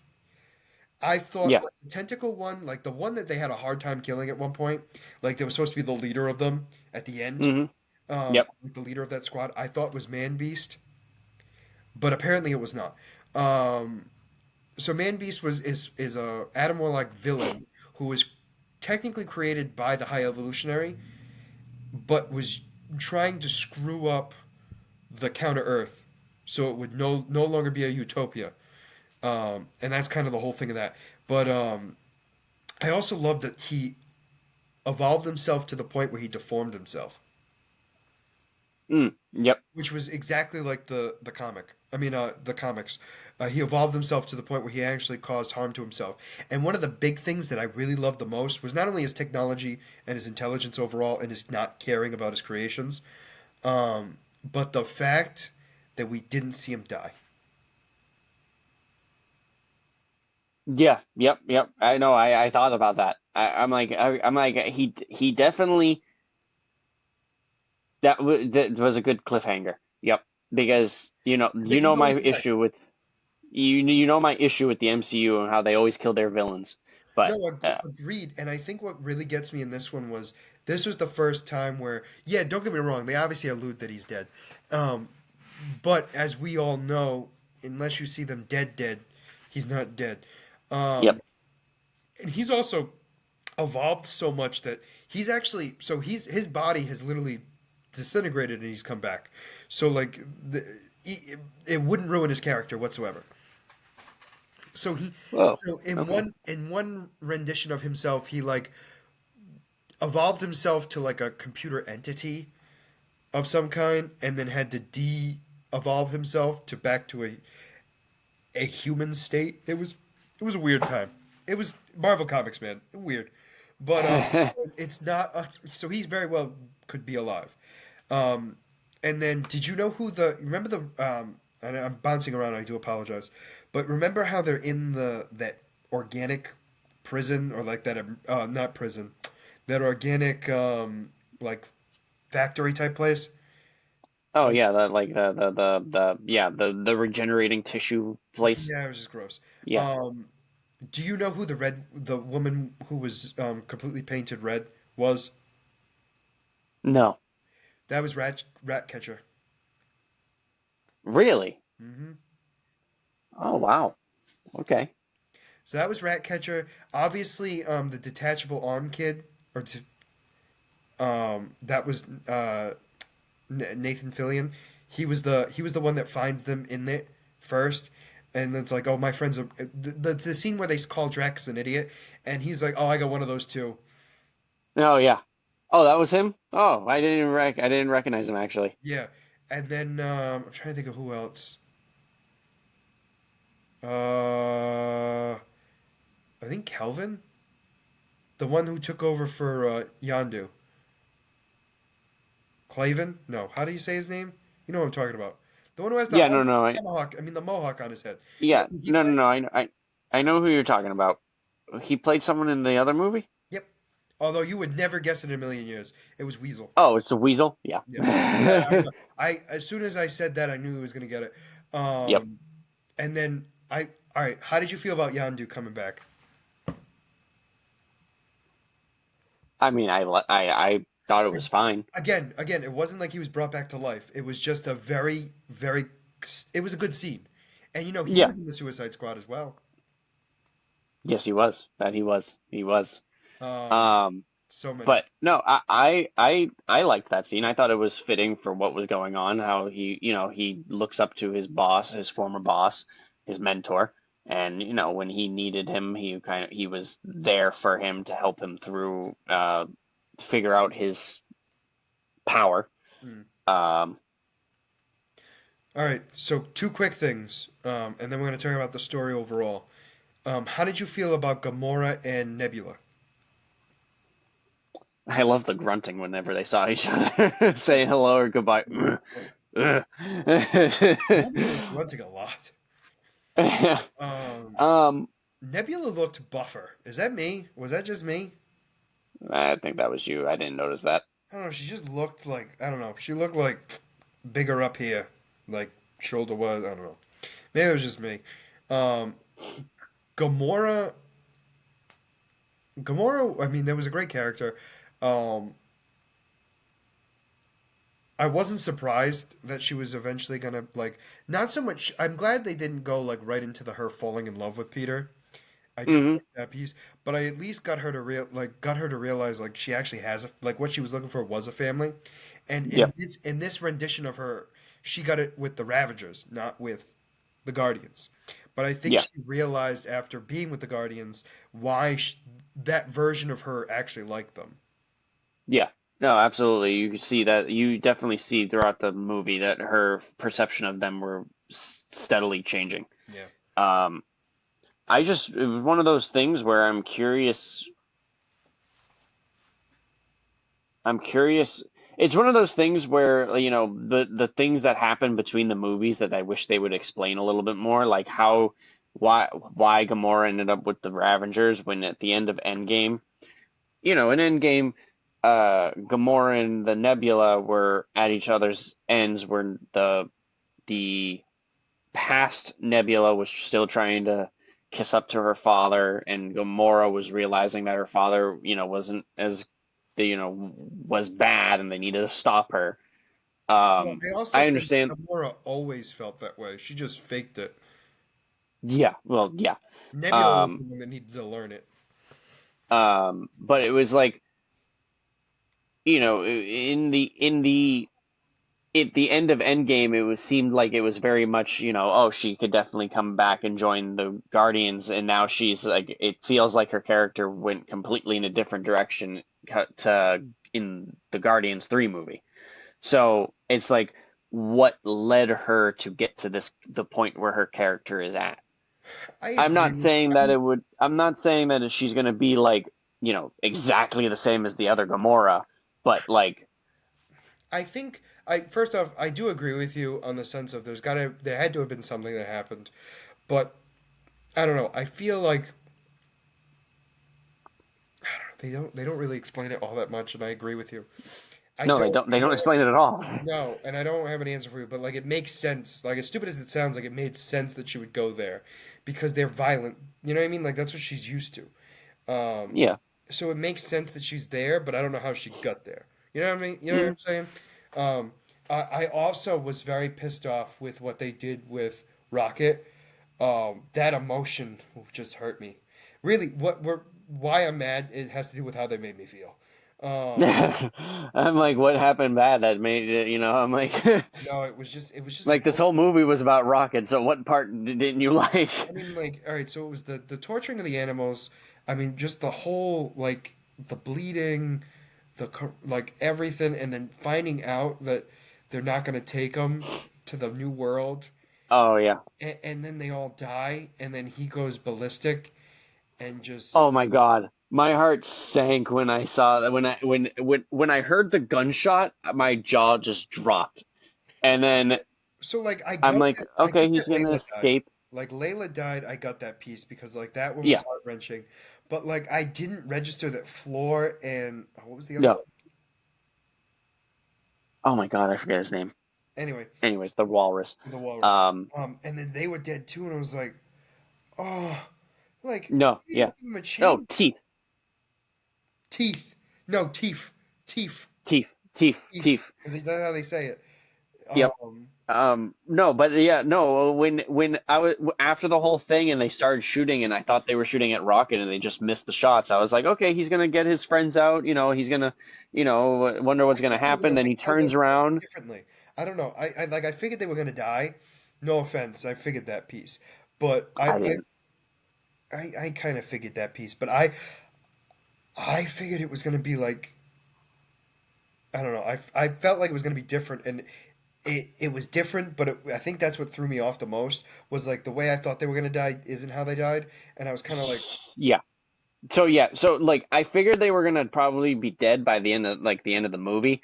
I didn't expect them to die at that moment. yes, no, I agree, I agree with you, and then yeah, I think that was just a messed up scene in general. I mean, the whole thing was messed up. I mean, especially when they showed him being tortured as a baby raccoon, and Yeah. I mean, again, they didn't like. This is where it gets weird. Like they didn't show it, but they showed it. You know what I'm saying? They showed him getting ripped apart. They didn't Like a like shadow, it like, as a shadow, and so it was you enough, knew what was going on. but you didn't graphically see it, and I think it didn't matter. Like it was very emotional, Oh yeah. um, and like it also like it. So the whole prosthetic thing about how he wanted an eye and how he wanted Bucky's arm, Hmm. like makes a little bit more sense now. Yeah. I mean, it's kind of like his coping mechanism. Yeah. No, yeah. He takes something from other people because he lost everything. You know. Um, uh, and then yeah, I mean, so Ari, at the let's talk about the after credit scene. Oh, actually, overall, the movie. How did you feel? I thought it hit the hype. Honestly, I agreed. so as the movie was starting, we're going through like them in the they're going through them in the in the at the in nowhere, and they're just like talking talking shits and giggles and all that stuff, and then Star Lord is getting drunk because he misses Gamora. I'm like, oh, this is gonna be like one of those dragged on movies kind of thing, and then it just like picked up. Right It away. slowly started picking up, Well, and I it don't just think like it was slowly. I think it was soon as Adam. I mean, as soon as Warlock comes in, that's when it really picked up.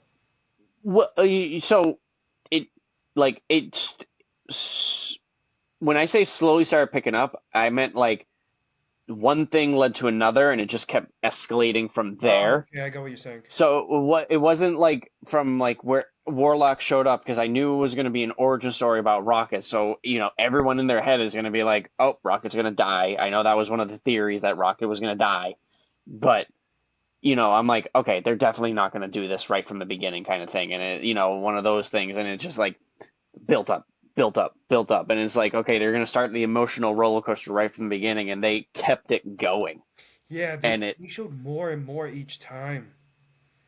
yeah, I mean, uh, that was the like and I said, it hit the hype. I definitely give it definitely been the best MCU movie for a while. Uh, yeah, I agree. I'm not gonna argue that. this this one this one was is what this was Phase 5, correct? I think so. I Because Black Panther was the last of Phase 4, I correct? think so. I think so. I think you're correct. I'm not 100% like positive on it, but I'm pretty sure that you're correct on But this. I think this is tough because my top three favorite MCU movies since Endgame was No Way Home. Shang-Chi, No Way Home, and now this. And I don't know where to rank those three. I mean, that's fair. I think the other thing too is one of the things I try not to do with the new movies is try to rank them because I need to see them all together. And I think that's what really helps me. And I know I'll be talking about this after we talk about this movie, but it's one of the things that really makes me figure out exactly where it stands. It's definitely up there in the top. I'm not questioning that whatsoever, and I'm not arguing that whatsoever. I'm just not convinced that as time goes on, will it feel the same? You know what I'm saying? So when I'm ranking a movie, because outside of Shang-Chi, I have not watched any of Phase 4 Again. again. So I've Oh, okay. still watched So you everything okay, so you once. have it so you have So, a different perspective. But for me, like comparing it to the rest of the MCU is mhm, tough for me. So like I get what you're saying in the sense of like you're comparing it to movies that you've only seen once. You know what I'm mhm, saying? And I get that piece. Where for me, I'm definitely convinced that it's definitely top tier without a doubt. Without a doubt, I agree with you on that. I'm not. I right this very second, I'm agreeing with you. It's the best in the sense of like the hype is there. It was perfect. It was all that. I'm gonna need to give it time before I can give it an accurate rating. For me personally. oh yeah, And again, I'm not saying I'm not, and we are agreeing on this, but I'm just saying in general. Like for me, I always like ranking them for obvious reasons. But I like to for this one, I'm gonna have to wait a little bit because it's the same thing with like Ant-Man and the Wasp, Quantumania. When it comes out next week on Disney Plus, I'm gonna rewatch it again with my aunt because she hasn't seen it yet, and I'm wondering if certain things are gonna be as good. You know what I'm saying? Like yeah, because yeah, I did like it, and I'm not questioning that whatsoever. I'm wondering is all of it still gonna be as good because I've already seen it, and I'm definitely gonna be yeah. curious on that front. But overall, I did like this movie. And then So when I'm ranking movies, I kind of give them two rankings. okay, This is my initial ranking all right, that's fair. where, so it's going to be, how did I feel after leaving the movie? Did it get my attention? Me Did too. it get, did I like it? What didn't I like about it? Checks all the And boxes. my dislikes of the movie, very minuscule versus my Really? likes of the movie, if there were any. I'm trying to think though, like for this one, was there anything you actually disliked? Oh no, I think the only thing that it was it's kind of falls into the same category as for you, the parts that we don't know, meaning like Yeah, the the Gamora piece is like the big thing, and like to add on to that, like how is she still around? Because she's from a different timeline, she's from a different universe. How does she still exist? You know what I'm saying? yep, Like that kind of thing, and but at the same time, we've seen it where the entire timeline has been destroyed, but there was still somebody that was left. yep, So it's they didn't really explain it, but they kind of did at the same time. You know what I mean? Like it's one of those things where it's like, well, the MCU has taught us that this is the case, and it's true. But like for this particular case, we don't know because this technically happened before all that happened. You know what I'm saying? hmm Like, and so like yes, they figured out a way to prove it later, but like now we're like, why is she still around? yeah. No, it's, like I said, so like me ranking the movies this time around, I've seen them all one time outside of Shang-Chi. Mhm. So now, how did I enjoy the movie after leaving the theater? Like, did I leave the movie like feeling in awe? Did I leave the movie going, okay, I'm disappointed? Like, I agree. out of all of the movies so far, like I know we've talked about it a few times, Black Widow is bottom out of Phase 4 since movie was past its time. Didn't really care for it. I didn't. It just. If anything, it I, introduced a great character. That was it. Just one. Red Guardian. That was it. yes, Honestly, technically two characters. oh, the new Black Widow. Yeah, I mean, I but do like her. Don't Red get me Guard. wrong. I do like her, but I mean, like Red Guardian is really what got me excited for So, that movie.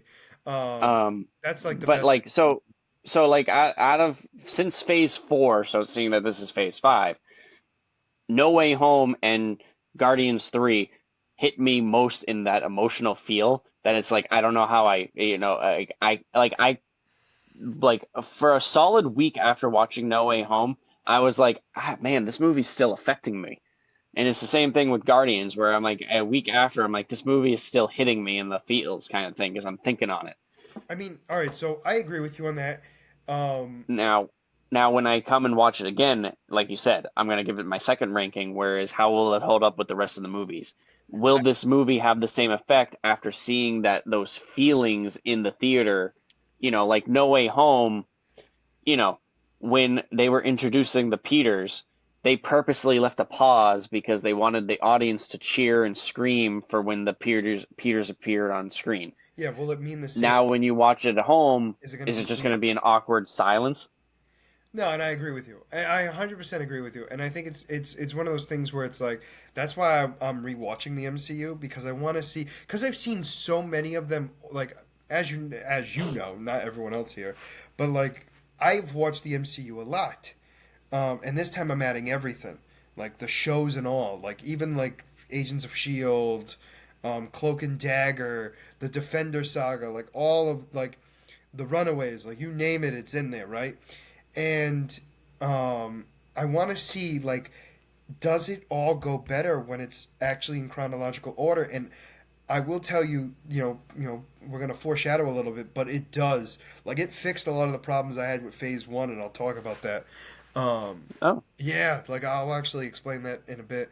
But let's move on to because I agree with you on the ranking and that stuff. For me, it's tough to do because I've seen a lot of the movies already more than once.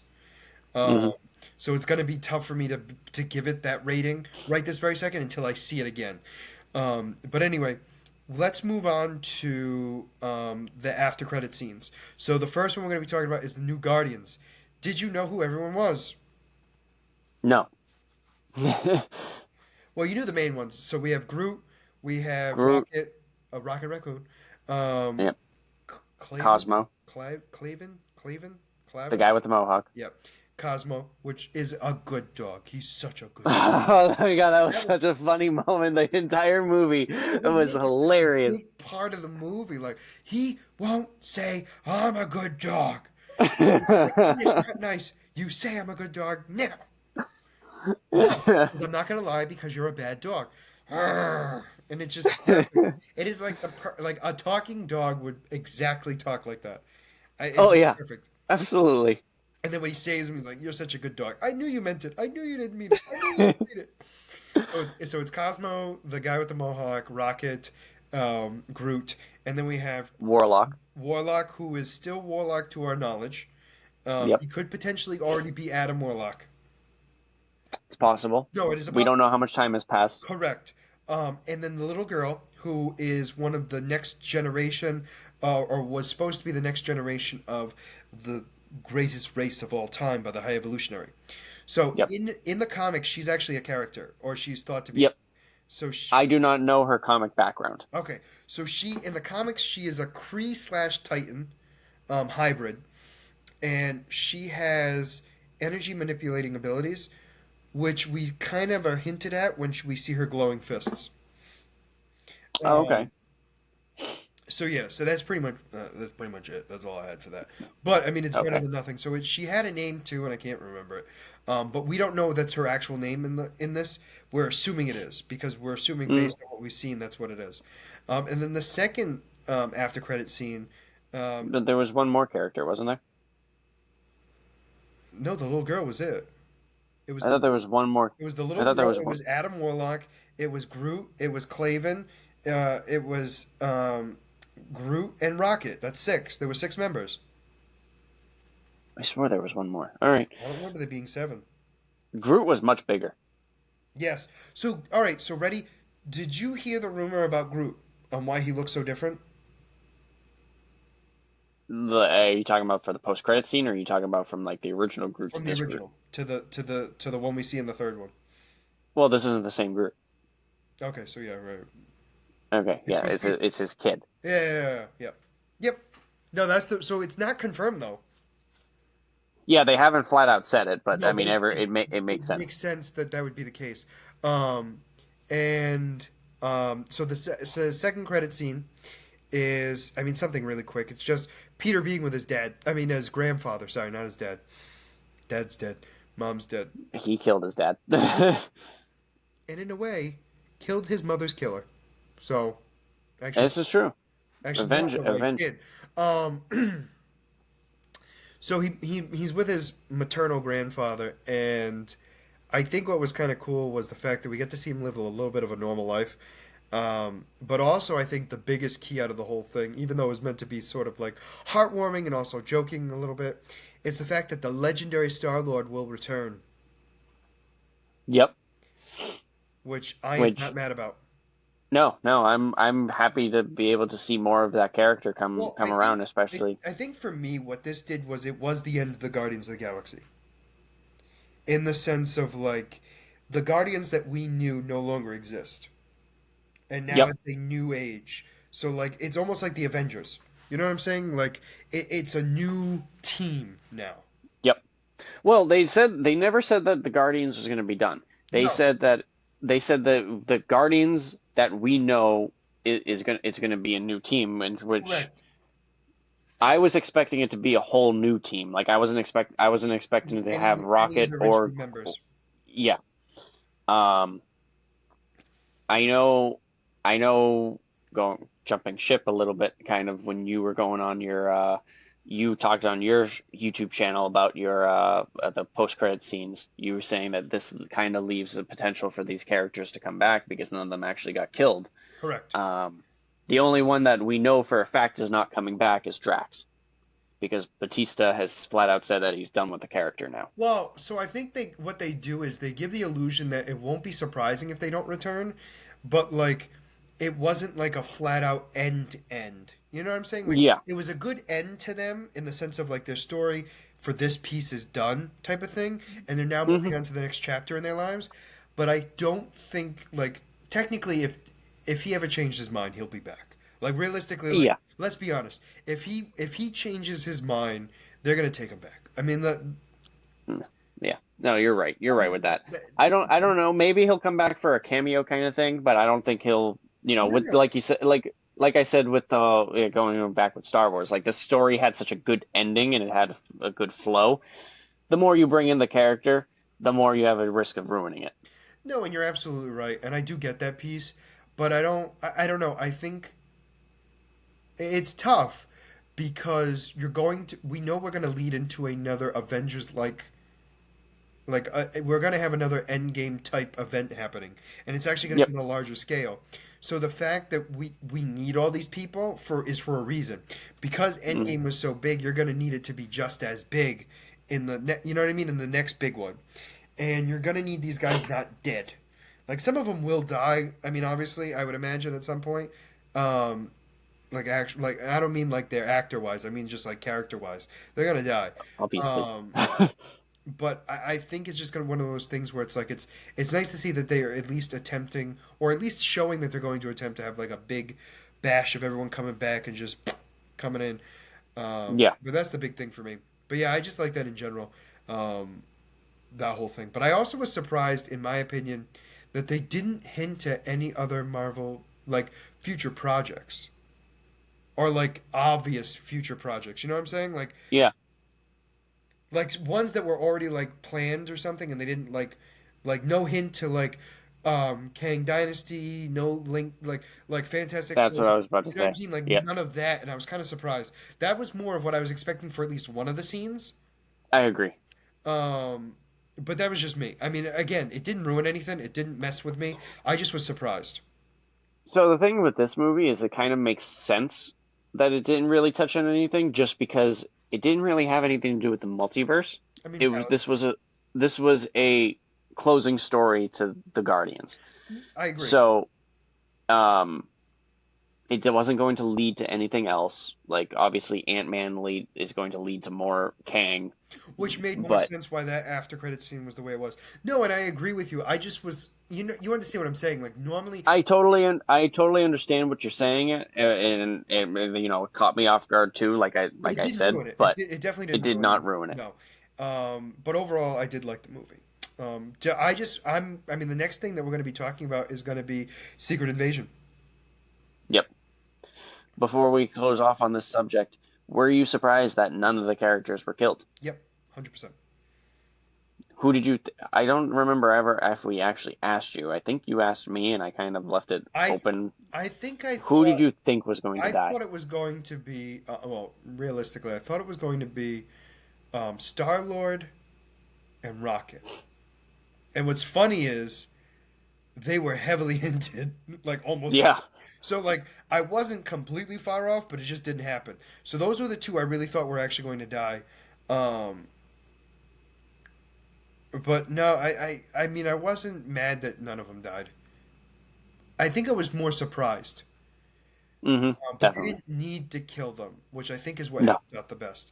You know what I mean? Like, so, like, I don't know, not that we want people to die anyway, but like, there are certain moments that a death means more.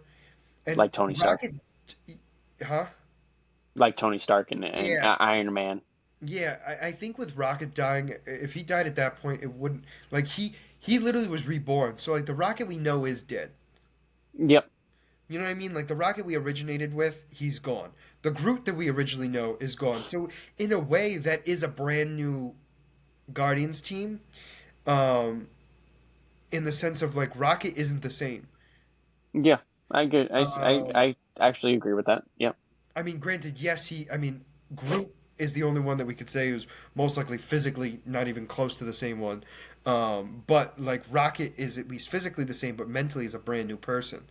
Um, and I think that was the big thing on that front. But no, I do agree with you. I was surprised that nobody died. Even the villain. I mean, the villain didn't die. I mean, there was a lot of death. There was a lot of death. There was a lot of There death. was a lot of death. But it An was, entire planet of people got killed. people's a strong word. People is a strong word. They're still people. They are creatures. They are sentient beings. We will agree on that. Um, Um, but yeah, no, actually, one last thing that I you forgot say about. something last.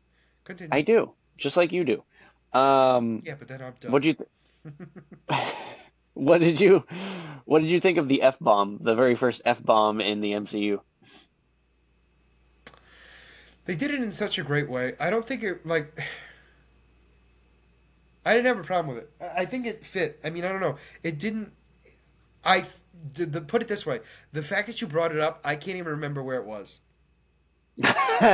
Seriously. Do you Nope. actually not remember it? Nope. It was with the car. Oh, was it Nebula at was the trying to beginning? open the car door. Yeah. No, no, no. Nebula was trying to When he open the opened the car door and door he and like explaining to her how to do it. Yeah. yeah. Okay, now I do remember. I mean, put it this way. It's not that. So that scene is memorable. Don't get me wrong, but I don't even register that he's swearing. Yeah, yeah, I know. So you know what I mean? So obviously, like, it didn't. It wasn't like they're swearing to put a swear in it. You know what I mean? Like it Yeah. worked. It worked for this person. Put it this way. I'm their audience. I, I I thought it was fine. I mean, I just thought it flowed with the scene. Like you said, they were stressed out, so it fit in the scene.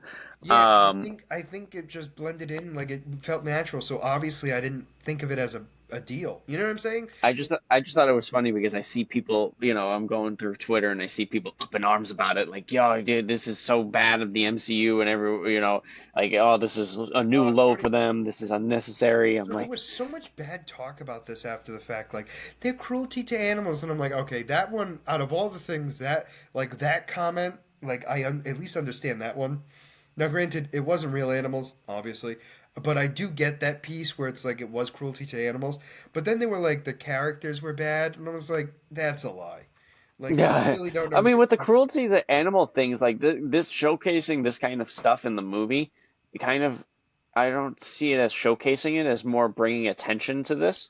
I'm not disagreeing. What I'm getting at is just what they're saying, and No, I know, and I'm trying to like counter that because it's like it's not showcasing it. They're stop not like using hyping logic. it up. People They're don't use logic. Stop. showing. People don't use I logic. hate I hate people. Yeah, but I think what you hate the most is that I'm right. That's what Yeah, irritates you. no, I know. You're not right often, and when you are, it upsets me. It does, especially on something that irritates you as much as this. But overall, great. Sorry, we're gonna quickly talk about before we get into the character spotlights and end our podcast or in this episode. I just wanted to talk about the MCU rewatching it. So I just finished. Well, that's a lie. So before we started watching everything we needed to for this episode of the podcast, I actually made it to the very beginning of Iron Man 3. So what I was watching was also the Oh wow, that's progress. yeah. Well, I was also watching all of the like shorts that are in between the movies, and what I found out was all the after credit scenes that we thought didn't make sense, they actually corrected them, and I didn't know that. So they have these things called one-offs or one-shots in Marvel, and there's one in every movie of the Phase One to like when the DVD came out. So like they added another scene. So like they explained why Tony Stark talked to Ross. Oh, So they actually okay. explained it. So originally, so this is how they played off. So it's called The Consultant, and it's a one off that's on Disney Plus, and it's about Coulson and the guy who's actually Hydra, but in the beginning we don't know that. The one with the glasses, I can't think of his name, but anyway, he no, Zimmerman? no, no, no, no, no. No, He was a bigger no, part in that's. Winter Soldier. He was a Shield agent. He was the one in the elevator that wanted to Oh, okay, yeah, yeah, not yeah, yep, Crossbones, but the other guy. Anyway, yep. so when And so he's in Phase One a little bit, but he's actually in the Consultant, and he's talking with Coulson about oh how are we gonna the directors of Shield want Abomination to be a part of the Avengers Protocol, and both of them think it's a stupid idea, and it's not a good idea to do it, but they're being forced and ordered to talk to Ross to get Abomination out of prison to be part of the Avengers Initiative. So they were discussing on who could they get to have him go there that he would just utterly be furious by just the sight of them, that he would never agree to anything that they say no matter how good it sounds. And so Coulson's like, I got a guy. And the other guy's like, don't make me do it. And he's like, no, no, no. He's gonna be perfect. He's like, are you sure? No, everybody hates this guy. Like it's gonna be perfect. And then they show the after credit scene with him in it, and then they show a clip after of the two of them meeting again, and the guy's like, it's done. Yeah, Ross very, very quickly told him to go like go f himself. Although he didn't say it that way, but he was like very against it from the get go. In fact, like Yep. got thrown out of the bar. He was that bad. So it was like so they actually make sense of all like what we thought was bad um, after credit scenes. They actually fixed them, and I never knew that. Interesting. Very So interesting. because you watch them in order, so like you see the after credit scene first, and you're like, oh, I understand now. But it actually all makes sense. So like the scene in After Iron Man where Nick Fury sees Tony Stark, he never introduces himself. So that's why when he sees him again, he doesn't actually truly know who he is. So like even though he's met before and they have, Hmm. it makes sense why they're acting the way they are. Yeah. Okay. So like they do explain it a little bit better, I think, in that piece. But yeah, so I'm not looking forward to the next part because it's like the worst movies in the MCU coming up that I have to watch. But overall, I mean, it's they've really done a great job of explaining like the after credit scenes and fixing them. And Agent Carter was phenomenal. I understand why they probably ended it. Had to do with the fact of just it being in the 1940s, and it just doesn't work now. But overall, it was great. All right, we are now moving on to the character spotlights. And also, before we move into that, we will get another update in the next video if I've made any progress, unless Mike makes me watch a lot of stuff. So we shall move on from there. So anyway, Oh, we know we're watching two things. yes, yes, but I can live with two things. So anyway, Actually, three things. oh yeah, technically, yeah, one season and two movies. Um, Yep. anyway, so Mike is gonna start off with his character spotlight, and then I'll do mine. Yep. My character, I am doing a yet another uh variant. As am I. Oh, jeez. All right. Mine. I had heard of this character before. Um, and I wanted to take a look at it again because now that The Flash is coming to an end, the TV show, the CW TV show, this was one of the villains in the show. Um, Oh, is this? Oh, say the name. Say the name. I the want name the name is the Red Death. the Red Death. Okay, never mind. Who do you think I was talking about? No, I thought it was like the Phantom or whatever, the future version of him. No. There was a future version of him, I think, but no. The one character the Red Death is a Batman variant. Oh, I Um, do know this actually. oh, there you go. Oh, you looked it up? No, no, no, no, no, no, Oh. no, no. I've seen it in something I've seen. But continue. Sorry. So the Red Death is a Batman, evil version of Batman from Earth 52 in the DC universe. He is a part of the Dark Knights, which is a vigilante group in the multiverse. Um, Basically, they are like a group that is meant to make the multiverse evil and go to darkness and Yeah. all those bad It's things. also where the But Batman Who Laughs comes from. Original. yes, yes. Um, See, I've read up on my shit. This is the one character that you know because you love that character. um, so the Red Death is Batman from this universe. He goes through life. He starts as a heroic vigilante. He has, just like the regular Batman, a ton of apprentices, a ton of Robins, but in this universe, he constantly loses them.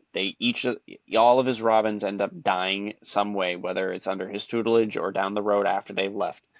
Um, this constant loss twists his mind, and he stops being heroic and turning more to the evil side, stops pulling his punches kinds of things, and, you know, becoming a bad vigilante. Um, it gets so bad to the point where he believes he can gain like help protect people by using by gaining the power of the Speed Force.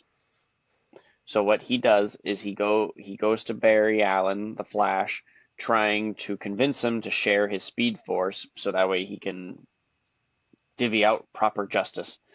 Um, the Flash refuses, and Batman ends up tricking the Flash into taking him into the Speed Force.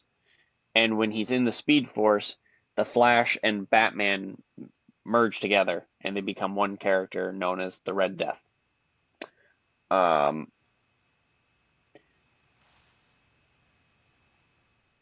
um, oh, my bad. He didn't trick him. He actually he created a weapon, which was a weapon combined from Captain Cold's freeze ray, Heatwave's heat gun, Mirror Master's mirror gun, and Weather Wizard's wand. He combined those weapons, created them into one to knock out the Flash. Once he knocked out the Flash, he tied the Flash to his Batmobile and hooked him up to like a power supply and used the Batmobile to transport themselves into the Speed Force. And from there, they merged together. Okay. Um, while Once they merged together, obviously Batman was the one more in charge of the body. The Flash was still conscious in his body, but it was kind of like a constant battle, like a split personality kind of thing. Um, every time Batman was committing these crimes or whatever, the Barry Allen was in his body trying to convince him not to and to change his ways. Um, he gained his new abilities, he started going onto a murder spree. Um, the bat in this universe, their world was kind of like doomed for destruction because of they weren't able to stop anything. So, and that's why he was with the group that I had said earlier, the Dark Knights, Yep. because they were supposed to be able to save the universe. But the Red Death realized that that was not true, traveled to the Batman's Who Laughs universe to confront him, and they end up um, They end up fighting. Did they? No, they end up coming up. They ended up coming up with to a new agreement to conquer other universes. Oh, okay. Um, That's a good compromise. yeah, right. Especially for those guys. Um, but yeah, no, it was one of those characters too. There's So, correct me if I'm wrong. His powers are the Flash and Batman's combined. yeah, pretty much. I mean, he's Bruce Wayne, Batman with super speed. Okay, that's what I figured, but I just didn't Um, know. so the Red Death, his power is a little bit actually a little bit different. Um, he so basically what he did after becoming the Red Death, he infected Central City with the Speed Force, and when he did that, he could control other people's aging. And when he controls, but he when so basically he was absorbing their life force. So he was aging people and absorbing their energy. Um, and what so when he started doing that, he started by going after the Flash's loved ones. That was his first move. Oh, no, nice. Oh yeah. Um,